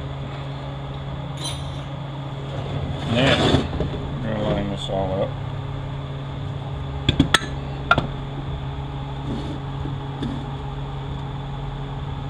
And as I was saying on the later ones, you got this hole here. And I've seen several of these come in without this plate in there. And you don't have to have that plate, but you got to have something blocking this hole, because it'll blow fluid right out that hole, right up your vent, and it'll come out your vent. Doesn't always happen, but it does happen. So if you don't have that little plate, find something to put across there to block the fluid from coming up.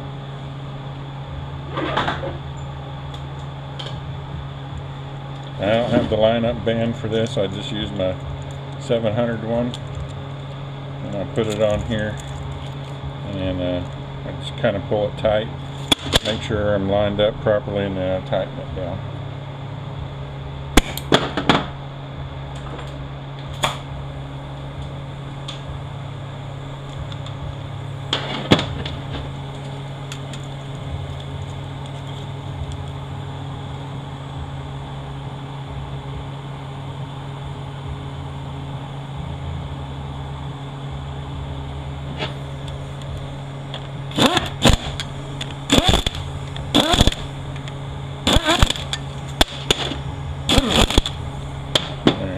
Fill on the outside. As long as it feels like you're not uneven, you should be okay. Got a washer that goes out here. This one here. You can change your sealing rings. You got a pump O-rings going to go on. My battery's about to die, and I got to change camera angles, so I'm going to change these sealing rings, put the pump O-ring on, and then we're going to go in the case. There, pop the seal out.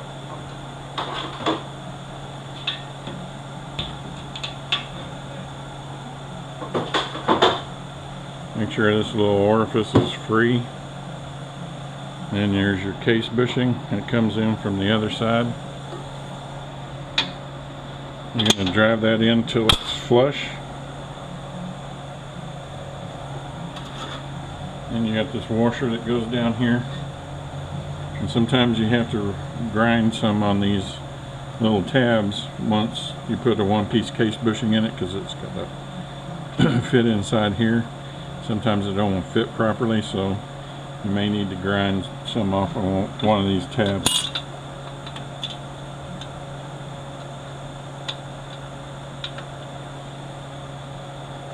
We got the snap ring that goes down in here. I don't never take them out. I'll give you a measurement on it.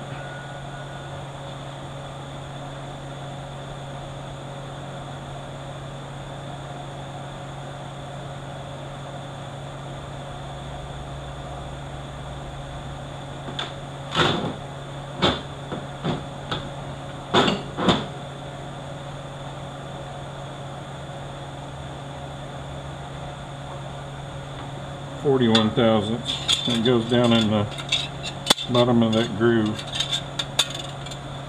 The center support's going to sit on top of it.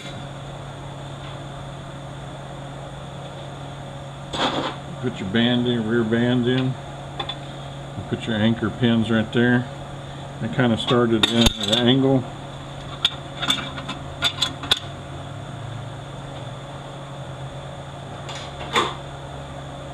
Work it in.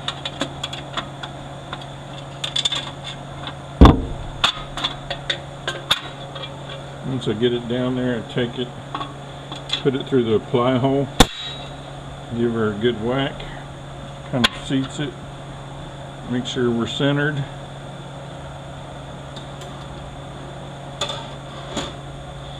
And our lug is going to line up right over here.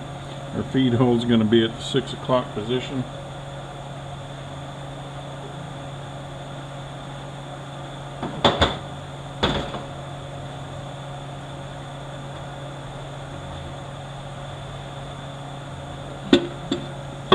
So, let's see if we can get this up here.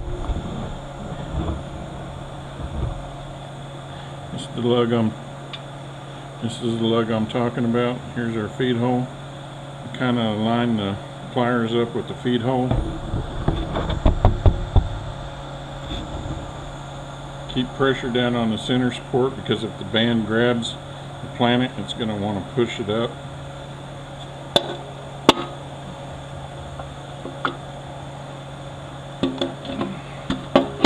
Don't just let it drop down in there.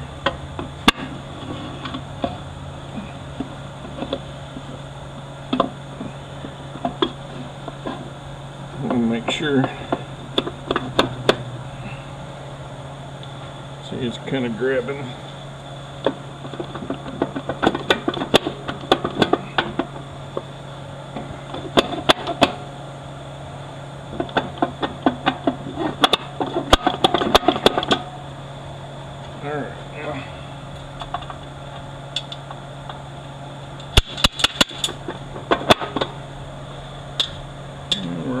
Down.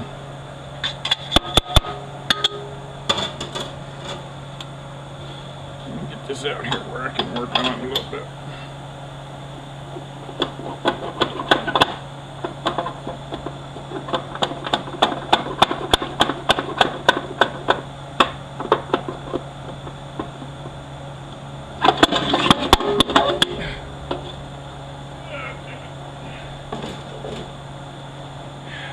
Now I see what the deal is. And get this snap ring all the way down. I was kind of half in the bottom groove, half in the top groove.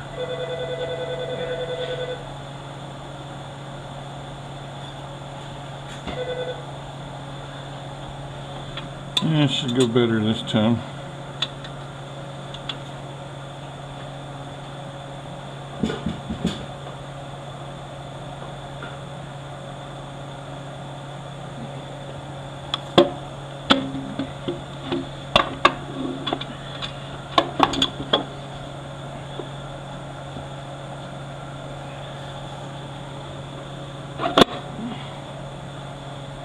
Alright. I think we're down this time. Looks like it.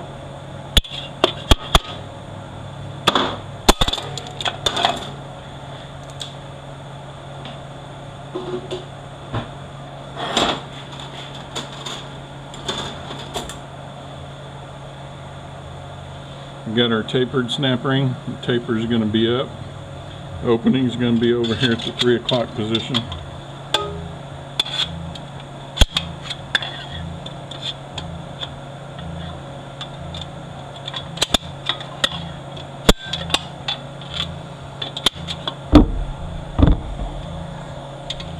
Camera's still kind of right in the way.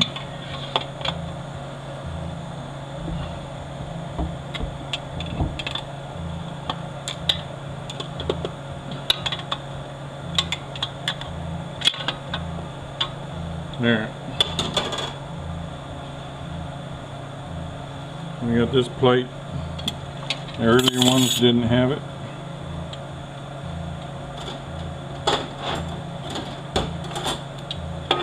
And we got our steels. I always put the notch at the bottom.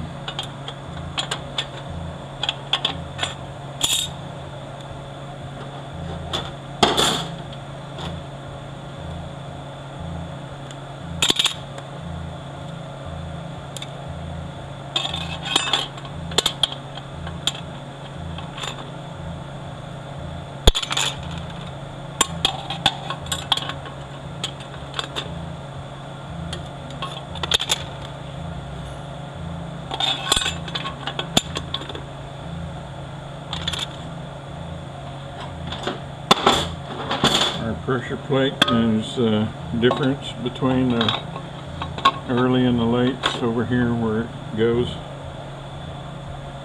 This little area over here.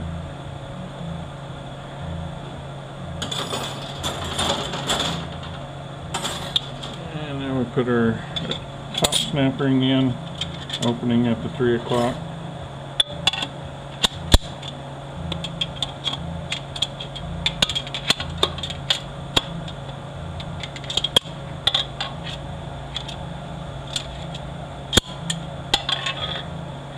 Go.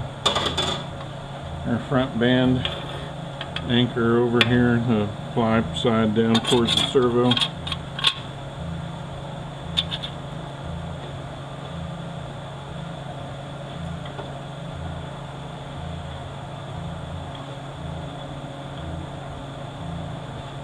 Our direct drum.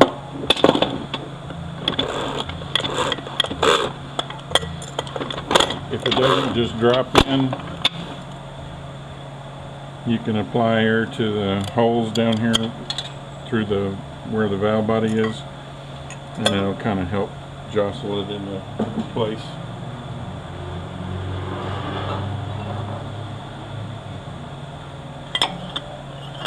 Put our pressure plate in, put our snap ring all the way down this time.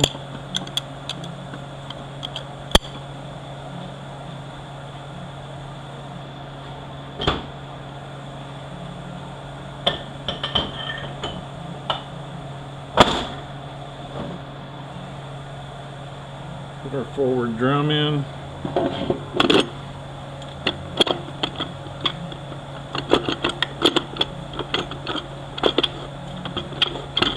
When it's all the way down, you should be able to reach in the side over here, and the 2 drums should be almost touching each other. There should be hardly any gap.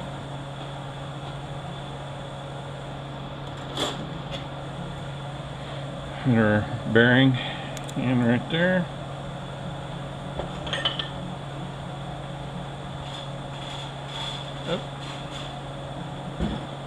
Put our center support in, her feed hole at the 6 o'clock.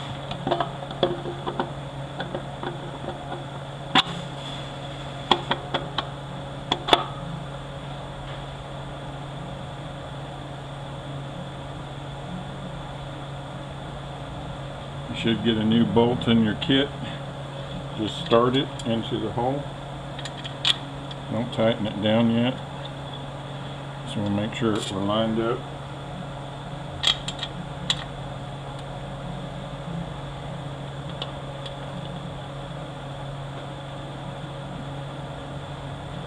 Our overdrive planet.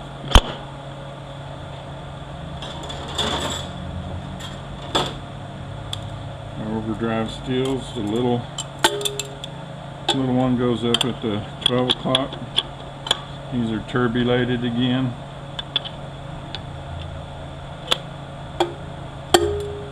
You can put either one, it doesn't matter.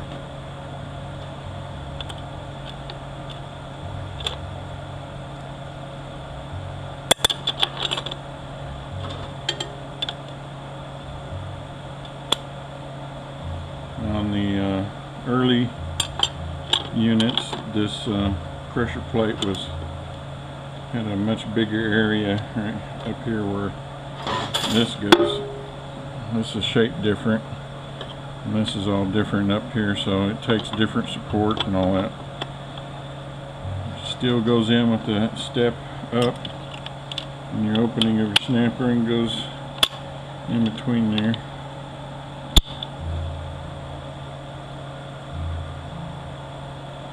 Alright, we're going to lube this up.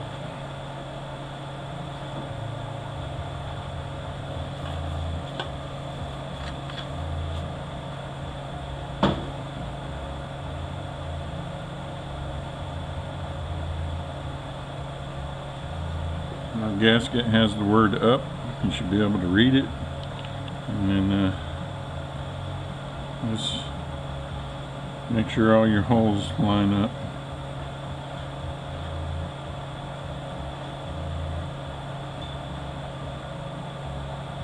And you're going to line your feed holes up at the bottom.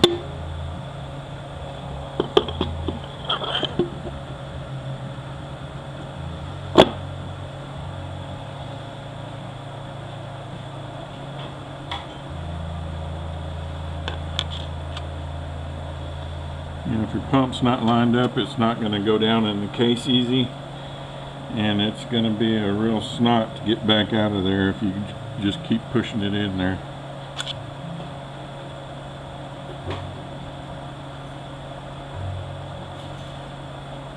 And your pump bolts on the back side here, here's O-rings. I'll change those out. O-rings on the back side there.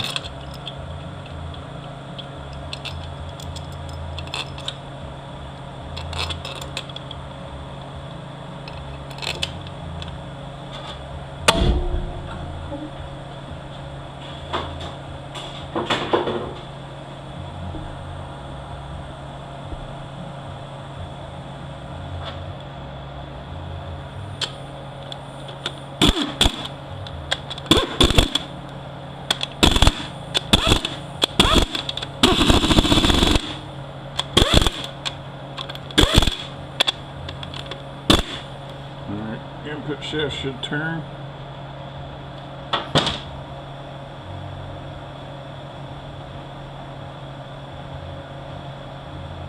Our lock-up O-ring.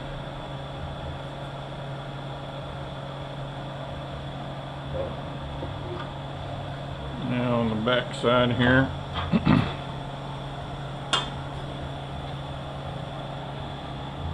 Some have this O-ring, some don't. There's no groove here, don't take one.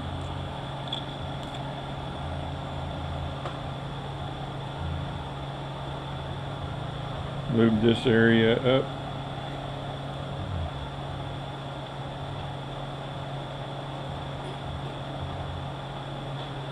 Lube up the seal that goes back here.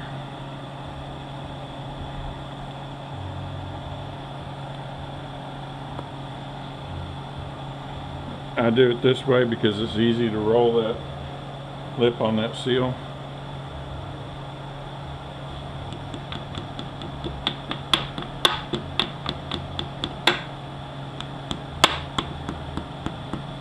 So if you put this in afterwards, you don't have to worry about it.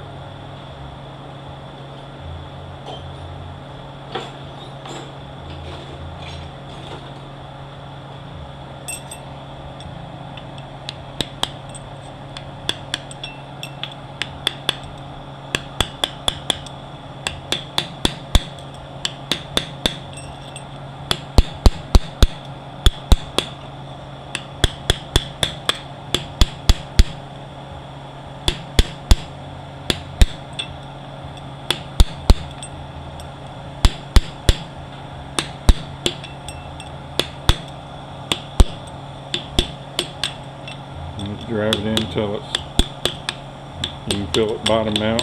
You don't have to get radical with it.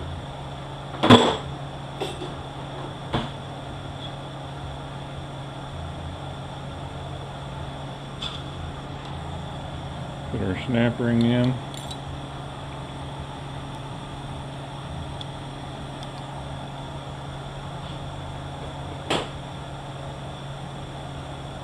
Band or brake drum back here. There's two bearings inside here. Normally there's not. There's a bushing. Just make sure those feel free. They don't feel rough. And I forgot that this seal is going to be different than what comes in the kit. So I'm going to have to try to find a seal.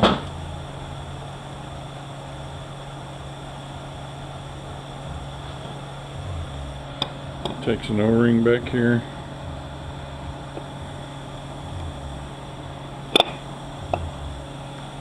Now we're going to put our O-ring on.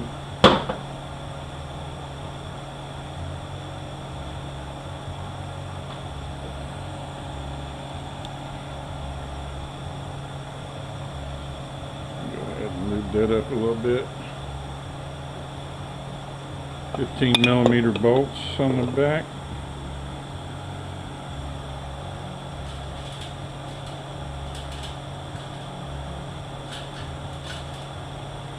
These right here.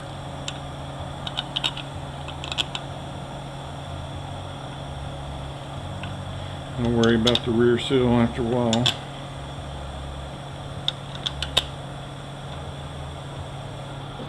We'll go ahead and tighten down the center support, or the overdrive center support. 40 torques.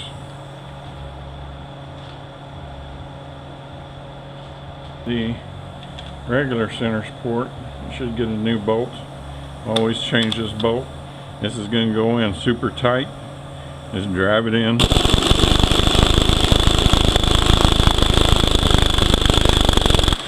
Once it stops,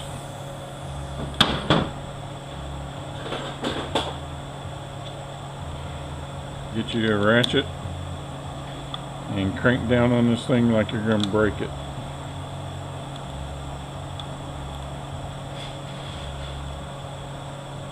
And just keep going. You're gonna feel it go down some more.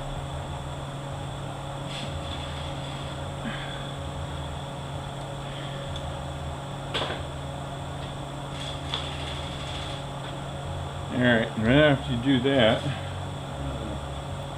you got these seals that are for Ford AXOD, AXODE, 204Rs, 125s. There are all kinds of different trannies that these fit. I'll give you the part number for it. You can get it from TransStar or WIT, either one. But you're going to put it in with the rubber side facing down. You don't have to have this installer. You can put it in with a punch. You're going to put one on each side of this bolt. And you don't want to just ram it in there. And just keep going. Just drive it down till it touches the center support.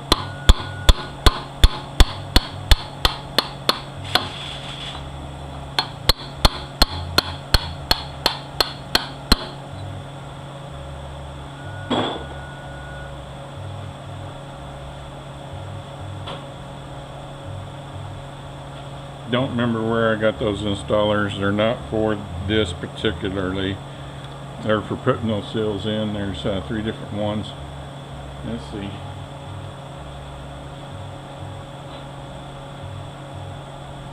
There's a 204, 125, 125 lockup, 200, 200 lockup.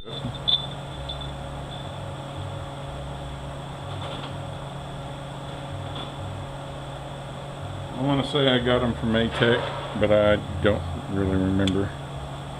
If this filter is in your transmission, take it out and throw this away. You'll get one in the kit. Don't put one back in it.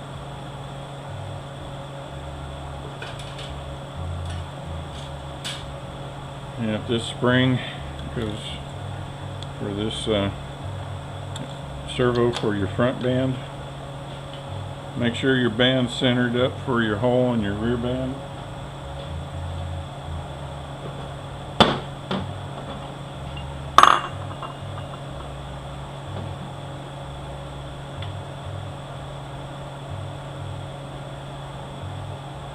lube this up nice and good. Gonna put this in, kind of start it down.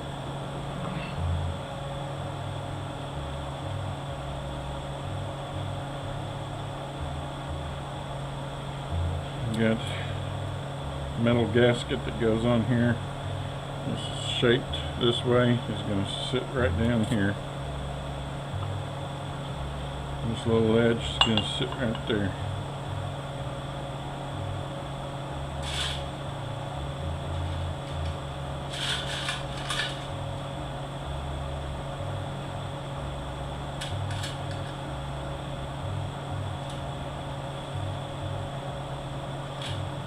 You got these 10 millimeter, wrong one.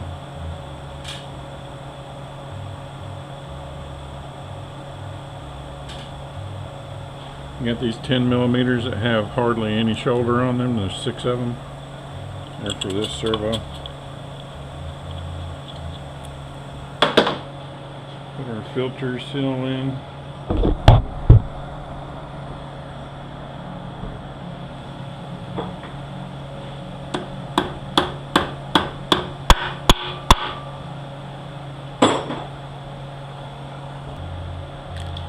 This tab's going to face up. Now on the early units, when you change this harness, you're going to have to change the outside harness too, because it's different, and that's a lot of work.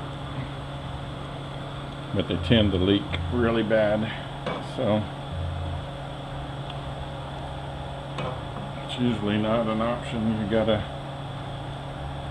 do it. I do still run into them every once in a while.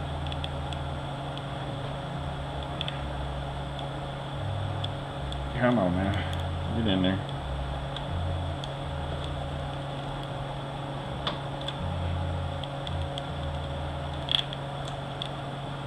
Here we go. Just push it in until it clicks.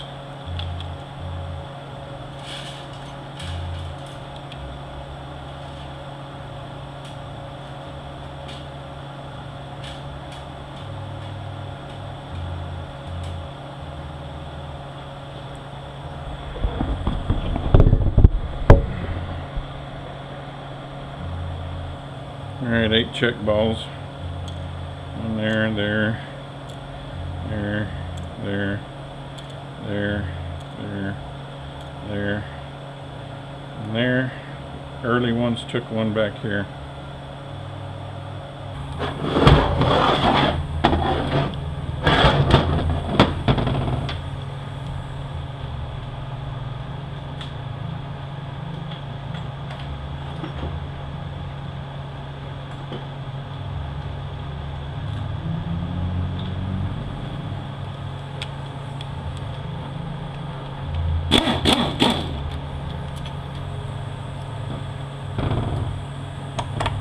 Alright, difference between the early and the late EPC solenoid. Still got the cutouts here.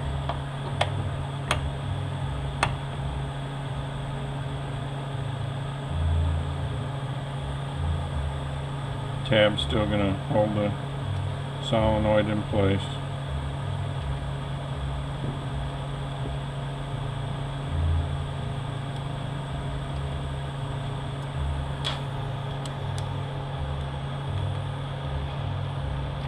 Still going to be able to move it a little bit.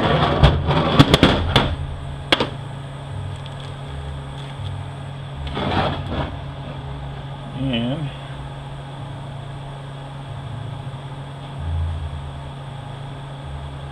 we got our valve body gasket. It's going to go on here.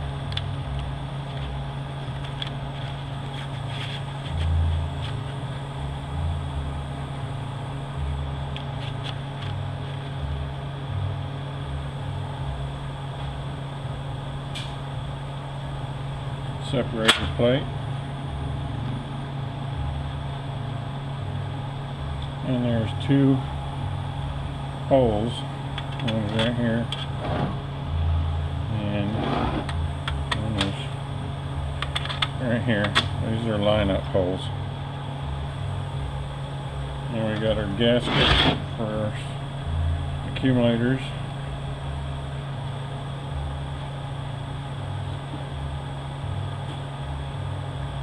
The tall spring goes in the front, short spring in the back. Early models had a valve in here.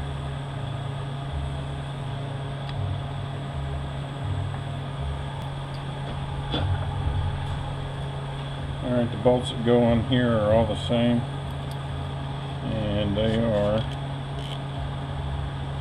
2 inches, 800 thousandths, and they're 8 millimeters.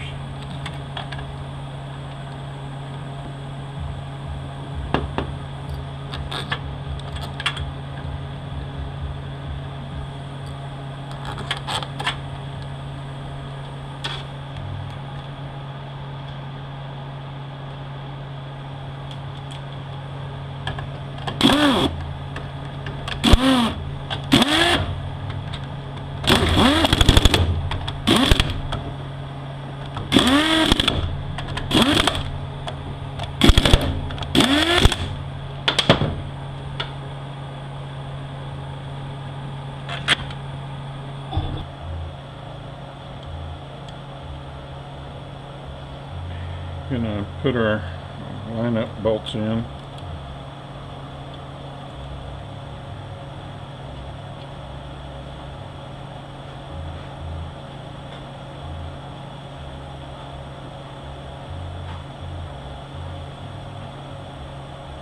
And some of those output shafts that have a little deal that fits on it and slides up on it.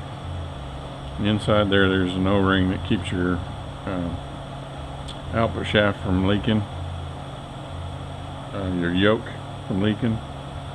The ones that have a bolt-on yoke have that O-ring, and the ones that didn't had this on it. Not all of them have that though. And in your case gasket,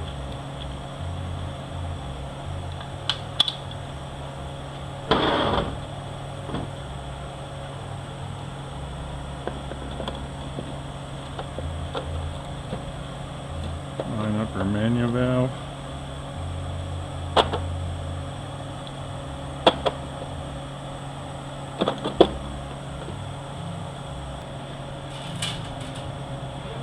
Alright, on this younger kit that they put in there, I have you drill out this valve body for this valve, and it's got this little spring-loaded deal here. You need to make sure that's pretty centered so it works properly. And it goes right up there. The 10 millimeters go out here, the 8 millimeters go on here. They're all the same.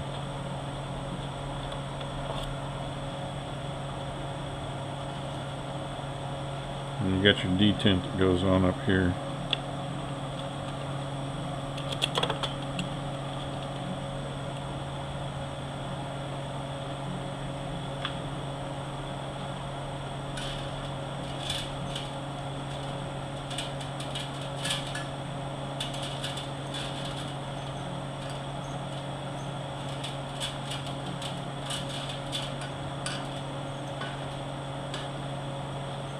Now there's usually a bracket that goes on this bolt right up here for your wiring harness, and it looks just like this one, and then this one goes right here.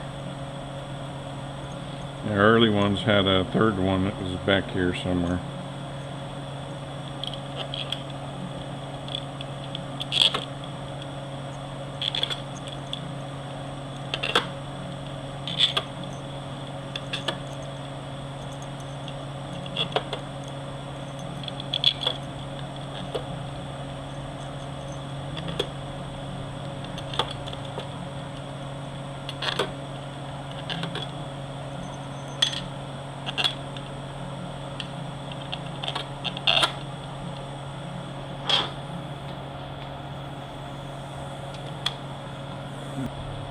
Alright, so our temp sensor right there.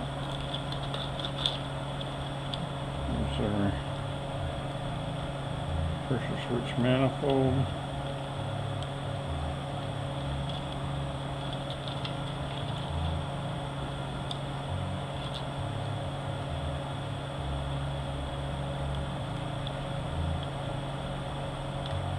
Shift solenoids.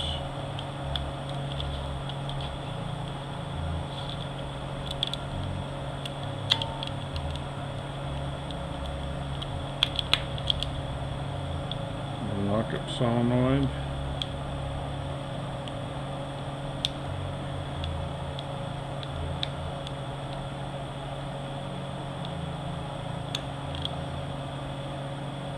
Oh no, it was the right harness. I gotta change the solenoid back over. I don't know what I was looking at.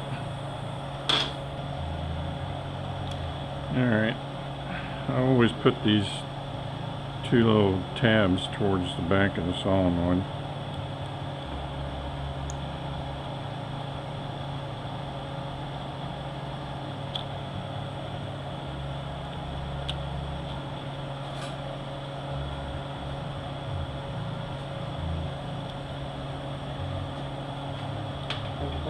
Yep.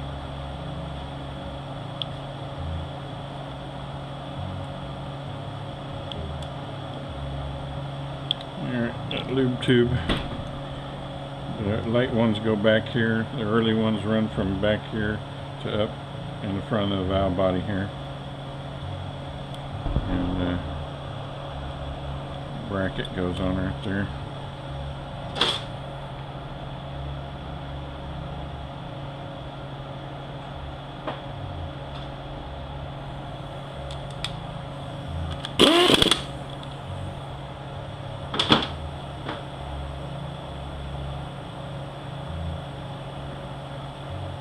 Filter.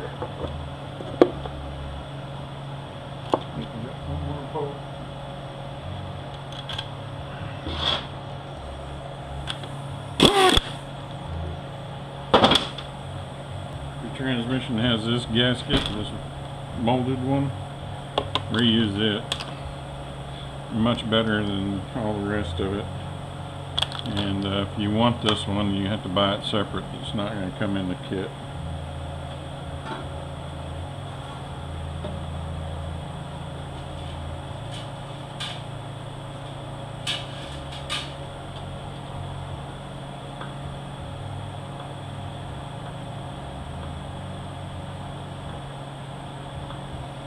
We're okay there. Let's see what our back is doing. Get that seal off of there and get to it easier. If you got a scribe that's got a 90 degree, if you have one that's gotten bent, it works really well. You get right up inside there. And if the O-ring's not super hard, usually dig it right out of there. If the O-ring's gotten really brittle, you're gonna have a heck of a time getting them out of there.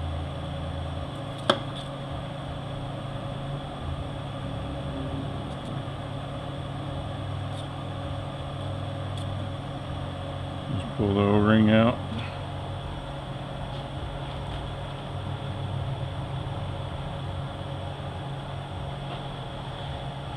And get the new one kind of started in at an angle.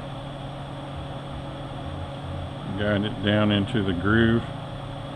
If you got small enough fingers, you can get your finger in there. Before I got really fat, I used to be able to get my fingers down in there.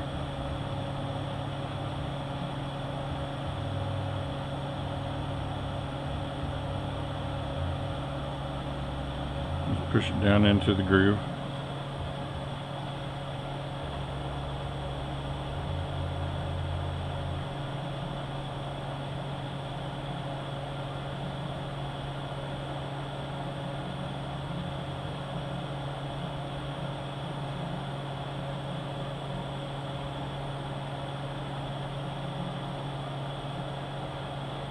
O-ring on the back.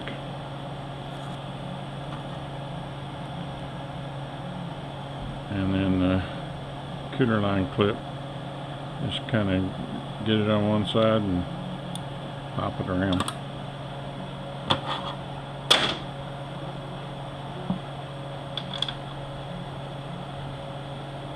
Oh, I forgot to show you down inside the case. This one had the ledge. If you want to see it, where that is, I did a video on plugging that on that pump. Down inside the case there's an area where that goes, and both cooler lines used to be up here in the front. The late model ones put it back here in the center support.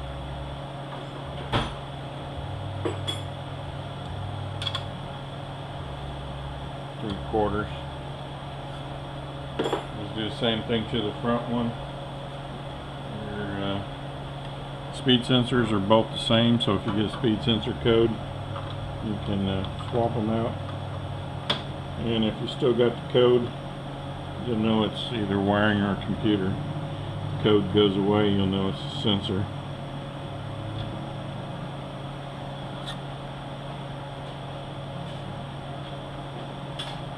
Some have 10s, some have 8s.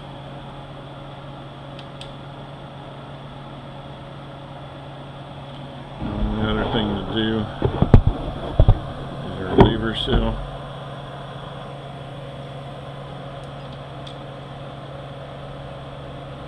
Got my tool off the Snap-on truck.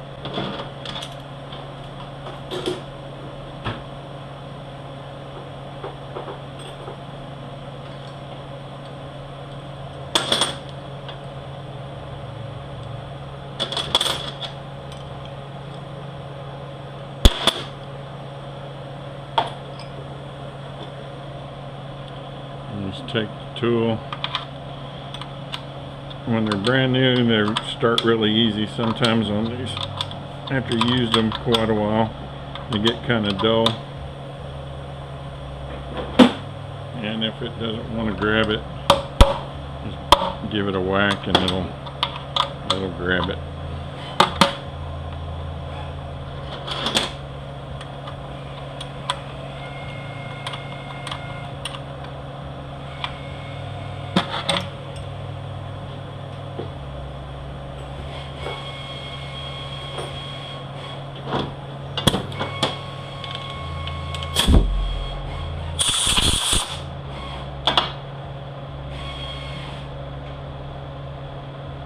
Your lever seal goes in just like that. Start it up on here. Get you a little pocket screwdriver and work it up around there. Once it's past there, and you can use your install tool.